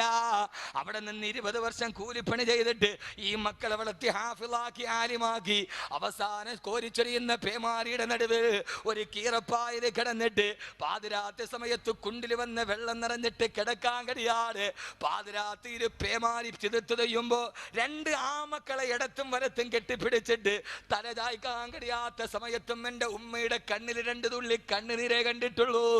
അന്നും അവരെ കരയുന്നത് ഞാൻ കണ്ടിട്ടില്ല. അവസാനം 10ാം ക്ലാസ് SSLC പൂർത്തിയായി നേരെ പോയി 7 മാസം കൊണ്ട് ഖുർആൻ മുഴുവനും മനഃപ്പാഠമാക്കി. ഒരു വെള്ളിയാഴ്ച രാവിലെ കൊച്ചു വീടിന്റെ ഉമ്മറത്തേക്ക് വന്നിട്ട് ഉമ്മ ഞാൻ ഹാഫിള എന്ന് പറഞ്ഞപ്പോ കെട്ടിപ്പിടിച്ചൊരു മുത്തം തന്നിട്ട് കണ്ണിൽ 2 കണ്ണുനീര് തന്നിട്ട് എൻ്റെ കൺമണിയെ നീ എനിക്ക് സ്വർഗത്തിലൊരു കിരീടം തന്നല്ലോ എന്ന് കരഞ്ഞു. അപ്പോഴും 2 കണ്ണുനീര് തുള്ളിയെ നിശബ്ദമായി കൊണ്ടുള്ളൂ. അവസാനം കല്യാണം കഴിഞ്ഞ് എൻ്റെ മക്കളെ താലോലിച്ച് അവർക്ക് മുത്തം കൊടുത്തിരിക്കുമ്പോഴും രാവിലെ ശനിയാഴ്ച ഇറങ്ങിപ്പോയി വെള്ളിയാഴ്ച രാവിലെ വഅ്ള് പറഞ്ഞ് തളർന്ന് സുബഹിക്ക് യാത്ര ചെയ്ത് വീട്ടിലിരിക്കുമ്പോ എൻ്റെ ഉമ്മ കഴിഞ്ഞ ആഴ്ച കെട്ടിപ്പിടിച്ചിട്ട് കരഞ്ഞു, മോനെ എങ്ങനെ ഇരുന്ന ശരീരമാണ് യാത്ര ചെയ്ത് വകുതു പറഞ്ഞ് ഈ കോലമായല്ലോ, ഇനിയെങ്കിലും ഒന്ന് വീട്ടിലിരുന്നു കൂടെ എന്ന് പറഞ്ഞ് ആ കണ്ണിൽ വെള്ളം നിറയുന്നത് ഞാൻ കണ്ടു. ഇന്നേ വരെ ഈ 36 വർഷത്തിന്റെ ഇടയിൽ എൻ്റെ കഥ പറഞ്ഞത് നിങ്ങളുടെ ഉമ്മ ഓർക്കാനാണ്. ഈ 36 വർഷത്തിന്റെ ഇടയിൽ എൻ്റെ ഉമ്മ ഉറക്കെ കരയുന്നത് ഞാൻ ഇതേവരെ കേട്ടിട്ടേ ഇല്ല. പക്ഷേ നാളെ 3 വെള്ളത്തുണിയിൽ പൊതിഞ്ഞിട്ട് അഹമ്മദ് കബീറിന്റെ മയ്യത്തെടുക്കുകയാണ്. ആ സമയത്ത് മോദിയും വിളിച്ചു പറഞ്ഞു, എല്ലാവരും കാണേണ്ടവരെല്ലാം കണ്ടോ, മയ്യത്തെടുക്കാൻ പോവുകയാണ്. കെട്ടി 3 കെട്ടും മുറുക്കി കെട്ടി, 6 കാല് കട്ടിലിൽ നിന്നെയും കെട്ടി, ലാ ഇലാഹ ഇല്ലല്ലാ എന്നുറക്കെ ചൊല്ലി, ഭാര്യ മക്കളോട് പോലും വിടയും ചൊല്ലി പള്ളിക്കാട്ടിലേക്കാണ് യാത്ര, പരലോകത്തേക്കുള്ള യാത്ര. പള്ളിക്കാട്ടിലേക്ക് പോവുകയാണ്. നന്നാട്ടുകാവ് പള്ളിയുടെ പുറകിലെ ഖബർസ്ഥാനിലേക്ക് നിന്റെ ഒടുക്കത്തെ യാത്ര പോവുകയാണ്. എല്ലാവരും പറഞ്ഞു, കാണേണ്ടവര് കണ്ടോ. ആ സമയത്തിന്റെ ഭാര്യ ഉറക്കെ കരയുന്നുണ്ട്, എന്റെ മക്കള് പുറകിൽ നിന്ന് വിളിക്കുന്നുണ്ട്, വാപ്പാ. പക്ഷേ പക്ഷേ പക്ഷേ യുനാദൂന ഖൽഫൽ ഐഷി മൻ ലാ യുജിബുഹും വഖുർബുക ഫിദ്ദുനിയാ സരീഉൽ ഇജാബതി. എന്റെ മക്കളോട് മറുപടി പറയണമെന്ന് എനിക്ക് ആഗ്രഹമുണ്ട്, പക്ഷെ എന്റെ തൊണ്ടയിലെ വെള്ളം വറ്റിപ്പോയല്ലോ. എന്റെ വീട്ടിൽ നിന്ന് എന്നെ മയ്യത്തെടുക്കുകയാണ്. ആ ഇലാഹ ഇല്ലല്ലാഹ്, ലാ ഇലാഹ ഇല്ലല്ലാഹ്. ആ സമയത്താണ് വീടിന്റെ ഉള്ളിൽ നിന്ന് ഉറക്ക ഒരു നിലവിളി കേട്ടത്. അതെന്റെ ഉമ്മയുടെ നിലവിളിയാണ്. ക്ഷമ വിട്ട ഉമ്മയും പൊന്നുമകനെ എന്നെ കൈവിട്ടു പോയോ കാണലെന്നാ നിന്നെ. ക്ഷമ വിട്ട ഉമ്മയും പൊന്നുമകനെ എന്നെ കൈവിട്ടു പോയോ കാണലെന്നാ നിന്നെ. കൺമണിയെ നീ പോവുകയാണോ? മടിത്തട്ടിലിരുത്തി നിനക്ക് ഞാൻ അമ്മയും ഞെപ്പാല് തന്നത് മുതൽ ഇന്നീ വാർദ്ധക്യകാലത്തൊരു തുള്ളി ഭക്ഷണം എനിക്ക് തന്നത് നീയാണ്. കൺമണിയെ മണ്ണിന്റെ അടിയിലേക്ക് നീ പോവുകയാണോ? എന്റെ കണ്ണേ കരളെ, ഇനി എന്നാണ് ഈ ഉമ്മ ഈ പൊന്നുമോനെ കാണുക? എന്നാണ് എൻ്റെ ഉമ്മയുടെ നിലവിളി ആദ്യം ഉച്ചത്തിൽ ഞാൻ കേട്ടത്. എന്നാണ് നമ്മുടെ ഉമ്മ ജീവിതത്തിൽ ആദ്യമായി ഉറക്ക കരഞ്ഞത്. ഉമ്മ ഉറക്ക കരയും, ഭാര്യ കെട്ടിപ്പിടിച്ചു കരയും, ജീവിതത്തിൽ വന്നിട്ട് എന്നെ ഒറ്റയാക്കി പോയല്ലോ. മക്കള് നെഞ്ചത്തടിച്ച് കരയും. മലയാളത്തിന്റെ സിനിമാ നടൻ പറഞ്ഞു, മക്കളോട് ഞാൻ പറയാറുണ്ട്, മക്കളെ വാപ്പ മരിക്കുമ്പോൾ നിങ്ങൾ വാപ്പാടെ മയ്യത്തി പിടിച്ച് കരയരുത്, വാപ്പ മരിക്കുമ്പോൾ നെഞ്ചും വിരിച്ചിട്ടാ കിടക്കണേന്ന്. മരിച്ച ആരുടെ നെഞ്ചാടാ വിരിയാത്തത്? ഏതു മെലിഞ്ഞവനും മരിച്ചാൽ അവൻ തടിച്ചു വീർക്കും, അവന്റെ നെഞ്ച് വീർക്കും. മക്കള് കരയുന്നുണ്ട്. ആ സമയത്ത് എനിക്ക് ചിരിക്കണം. എനിക്ക് എൻ്റെ ഭാര്യ കരയുന്നു, എൻ്റെ മക്കള് കരയുന്നു, നിന്റെ ഭാര്യ കരയുന്നു, നിന്റെ മക്കള് കരയുന്നു, നിന്റെ ഉമ്മ നിലവിളിക്കുന്നു, കൂട്ടുകാര് കരയുന്നു.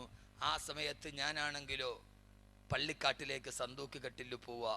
ആ സമയത്ത് എല്ലാവരും എൻ്റെ പുറകിൽ നിന്ന് കരയുമ്പോൾ മയ്യത്ത് കെട്ടിൽ മലന്ന് കിടന്നിട്ട് എനിക്ക് ചിരിക്കണം, ആത്മാവിന് ചിരിക്കണം. അള്ളാഹു തൗഫീക്ക് നൽകട്ടെ, അള്ളാഹു തൗഫീക്ക് നൽകട്ടെ, അള്ളാഹു തൗഫീക്ക് നൽകട്ടെ.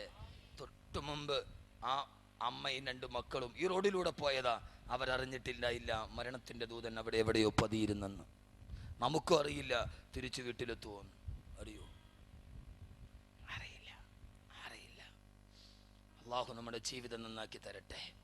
അതുകൊണ്ട് എങ്ങനെ ജീവിച്ചാലും മാനസാന്തരം വന്ന് നല്ലവനായി മരിക്കാൻ അള്ളാഹു തൗഫീക്ക് നൽകട്ടെ. നാളെ എല്ലാവരും പൊട്ടിക്കരയുമ്പോൾ ആ സമയത്ത് സന്തൂക്കിലിരുന്ന് ചിരിക്കണം. ചിരിക്കണമെങ്കിൽ ജീവിതത്തിൽ നന്മ ചെയ്യണം. അള്ളാഹു തൗഫീക്ക് നൽകി അനുഗ്രഹിക്കട്ടെ. അൽഹംദുലില്ലാഹി അൽഹംദുലില്ലാഹി റബ്ബിൽ ആലമീൻ. اللهم صل على سيدنا محمد وعلى آل سيدنا ومولانا محمد.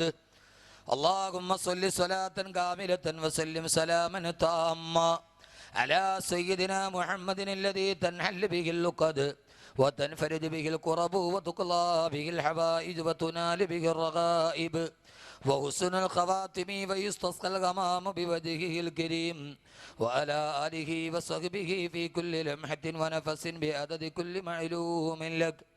അർഹമുർ-റഹീമായ അല്ലാഹുവേ, പരമദയാലുവായ തമ്പുരാനെ, അല്ലാഹുവേ, ഞങ്ങളുടെ സർവ്വവിധ പാപങ്ങളും നീ പുറത്തു മാപ്പാക്കി തരണേ അല്ലാ.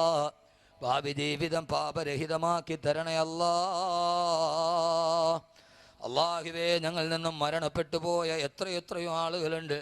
അതിൽ ഞങ്ങളുടെ ബന്ധുമിത്രാദികളുണ്ട്, സഹോദരീ സഹോദരന്മാരുണ്ട്, ഞങ്ങളെ സഹായിച്ചവരും സഹകരിച്ചവരുമുണ്ട്. അവരുടെ ഖബറിടം നീ വിശാലമാക്കണേ അല്ലാ. ഞങ്ങളിവിടെ ഓതിയ സ്വലാത്തിൻ്റെ ദിക്റിൻ്റെ പ്രതിഫലം അവരുടെ ഖബറിലേക്ക് നീ എത്തിക്കണേ അല്ലാ. പടച്ചവനെ, അക്കൂട്ടത്തിൽ എൻ്റെ പ്രിയപ്പെട്ട ഉസ്താദുണ്ട്. റബ്ബേ, ആ ഖബറിടം നീ വിശാലമാക്കണേ തമ്പുരാനെ. സ്വർഗീയ പ്രതിഫലം നീ നിറച്ചു കൊടുക്കണേ അല്ലാഹുവേ. സ്വർഗത്തിൻ്റെ പരിമളം ആസ്വദിപ്പിക്കണേ അല്ലാ. പടച്ചവനെ, ഞങ്ങളിൽ രോഗികളായി കഴിയുന്നവരെ രോഗം നീ ശിഫയാക്കണേ അല്ലാഹുവേ. ഇവിടെ സദക്ക ചെയ്ത ധാരാളം ആളുകളുടെ ഒരു ലിസ്റ്റ് ഇവിടെ കൊണ്ടുവരപ്പെട്ടു.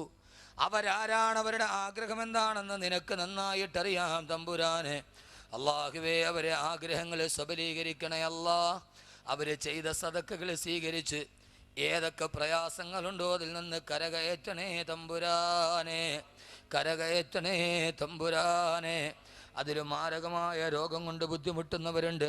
രോഗങ്ങൾ നീ ശിഫയാക്കി കൊടുക്കണേ അല്ലാ. പടച്ചവനെ, cancer, brain tumour, heart attack പോലെയുള്ള മാരകമായ രോഗത്തിൻ്റെ പിടിയിലമർപ്പെട്ടവർ നീ മോചനം നൽകണേ അല്ലാ. പടച്ചവനെ, രോഗം തരുന്നവൻ നീയാണ്. അത് ശിഫയാക്കാൻ കഴിവുള്ളത് നിനക്ക് മാത്രമാണ്. റബ്ബേ, ഞങ്ങളിൽ ആർക്കും ഞങ്ങളുടെ ആരോഗ്യം നഷ്ടപ്പെട്ടു പോകുന്ന, ഞങ്ങളുടെ ശരീരത്തിനെ കാർന്നു തിന്നുന്ന ഒരു രോഗവും വരുത്തല്ല അല്ലാ. പടച്ചവനെ, എത്ര ചികിത്സിച്ചാലും ഭേദമാകാത്ത മാരക രോഗം വരുത്തല്ലേ അല്ലാ.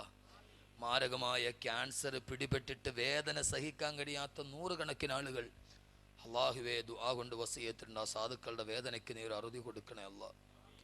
ഞാൻ വിട പറയുന്ന അന്നത്തെ ജുമയ്ക്ക് സെൻട്രൽ ജുമാ മസ്ജിദിൽ വന്ന ഒരു സഹോദരൻ, ഉസ്താദെ, 13 വർഷം കാത്തിരുന്ന് കിട്ടിയ ആദ്യത്തെ പൊന്നുമോളാണ്. 8 മാസം പ്രായമുള്ള എൻ്റെ പൊന്നുമോളുടെ തൊണ്ടയിൽ ക്യാൻസറാണ്. ഒരു തുള്ളി വെള്ളം തൊണ്ടയിലേക്ക് ഇറ്റ് കൊടുക്കുമ്പോൾ വേദന സഹിക്കാൻ കഴിയാതെ എൻ്റെ പൊന്നുമോള് പൊട്ടിക്കരയുന്നു ഉസ്താദെ എന്ന് പറഞ്ഞിട്ടുണ്ട്. റബ്ബേ, നീ ശിഫ നൽകണേ അല്ലാ. പടച്ചവനെ, ഞങ്ങളിൽ ആർക്കും മരണം വരെ നീ അങ്ങനെ ഒരു മാരക രോഗം കൊണ്ട് പരീക്ഷിക്കല്ലേ അല്ലാ. നിന്നോട് ഒരു ശുക്റും ഒരു ഇബാദത്തും ഞങ്ങൾ ചെയ്തിട്ടില്ല അല്ലാഹുവേ. നീ നൽകിയ ആരോഗ്യം കൊണ്ട് ഞങ്ങൾ ഈ ദുനിയാവിൽ ഇങ്ങനെ തിമിർത്ത് കളിക്കുന്നു അല്ലാ. പടച്ചവനെ, ഞങ്ങൾ പാപികളാണെന്ന കാരണത്താൽ ഞങ്ങൾ നീ രോഗം കൊണ്ട് പരീക്ഷിക്കല്ലേ അല്ലാ. പടച്ചവനെ, ശരീരം കീറി മുറിക്കപ്പെടുന്ന ഒരു രോഗവും വരുത്തല്ലേ അല്ലാ. പടച്ചവനെ, കടബാധ്യതകൾ കൊണ്ട് പരീക്ഷിക്കല്ലേ അല്ലാ. ധാരാളം ആളുകൾ കടബാധ്യതകളിൽ അകപ്പെട്ടവരുണ്ട്. എല്ലാ കടബാധ്യതയും മാറാനൊരു ഹലാലായ വഴി തുറന്നു കൊടുക്കണേ തമ്പുരാനെ. ചെറുതും വലുതുമായ കച്ചവടം ചെയ്യുന്നവരുണ്ട്, കൂലിപ്പണി ചെയ്യുന്നവരുണ്ട്. റബ്ബേ, നീ അവർ കാഫിയത്ത് നിലനിർത്തി കൊടുക്കണേ അല്ലാ. ഇവിടെ ഒരുമിച്ച് കൂടിയ ഓരോ യുവാക്കളും അവരെ ജീവിതത്തിൽ നീ നല്ല പുരോഗതി നൽകണേ തമ്പുരാനെ. ഒരു നല്ല ജോലി നൽകണേ അല്ലാ. പടച്ചവനെ, ഇവിടെ ഒരുമിച്ച് കൂടിയ സഹോദരിമാർ അവരെ ഭർത്താക്കന്മാരെ സൽസ്വഭാവികളാക്കണേ അല്ലാ. കുടുംബജീവിതത്തിൽ സമാധാനം നഷ്ടപ്പെട്ടു പോയവരുണ്ട്. അല്ലാഹുവേ, നീ സമാധാനം അവർക്ക് നൽകണേ തമ്പുരാനെ. സൽസ്വഭാവം നൽകണേ അല്ലാഹുവേ. പടച്ചവനെ, ആ സഹോദരിമാര് ജീവിതത്തിൽ എത്രയെത്ര മനസ്സിൽ ദുഃഖമുള്ളവരുണ്ട്. അല്ലാഹുവേ, നീ ഇതിൽ നിന്ന് കരകയറ്റണേ അല്ലാ. പടച്ചവനെ, അവരെ ഭർത്താക്കന്മാരുടെ ഉള്ളിൽ നീ സ്നേഹം നൽകണേ അല്ലാ. അവർ വളർത്തുന്ന മക്കളെ നീ സാലിഹീങ്ങളാക്കണേ അല്ലാ. പടച്ചവനെ, ഭാര്യയുടെ ദുസ്വഭാവത്തിൻ്റെ പേരിൽ ദുഃഖിക്കുന്ന എത്രയെത്ര ഭർത്താക്കന്മാരുണ്ട്. റബ്ബേ, നീ സൽസ്വഭാവം നൽകണേ അല്ലാ.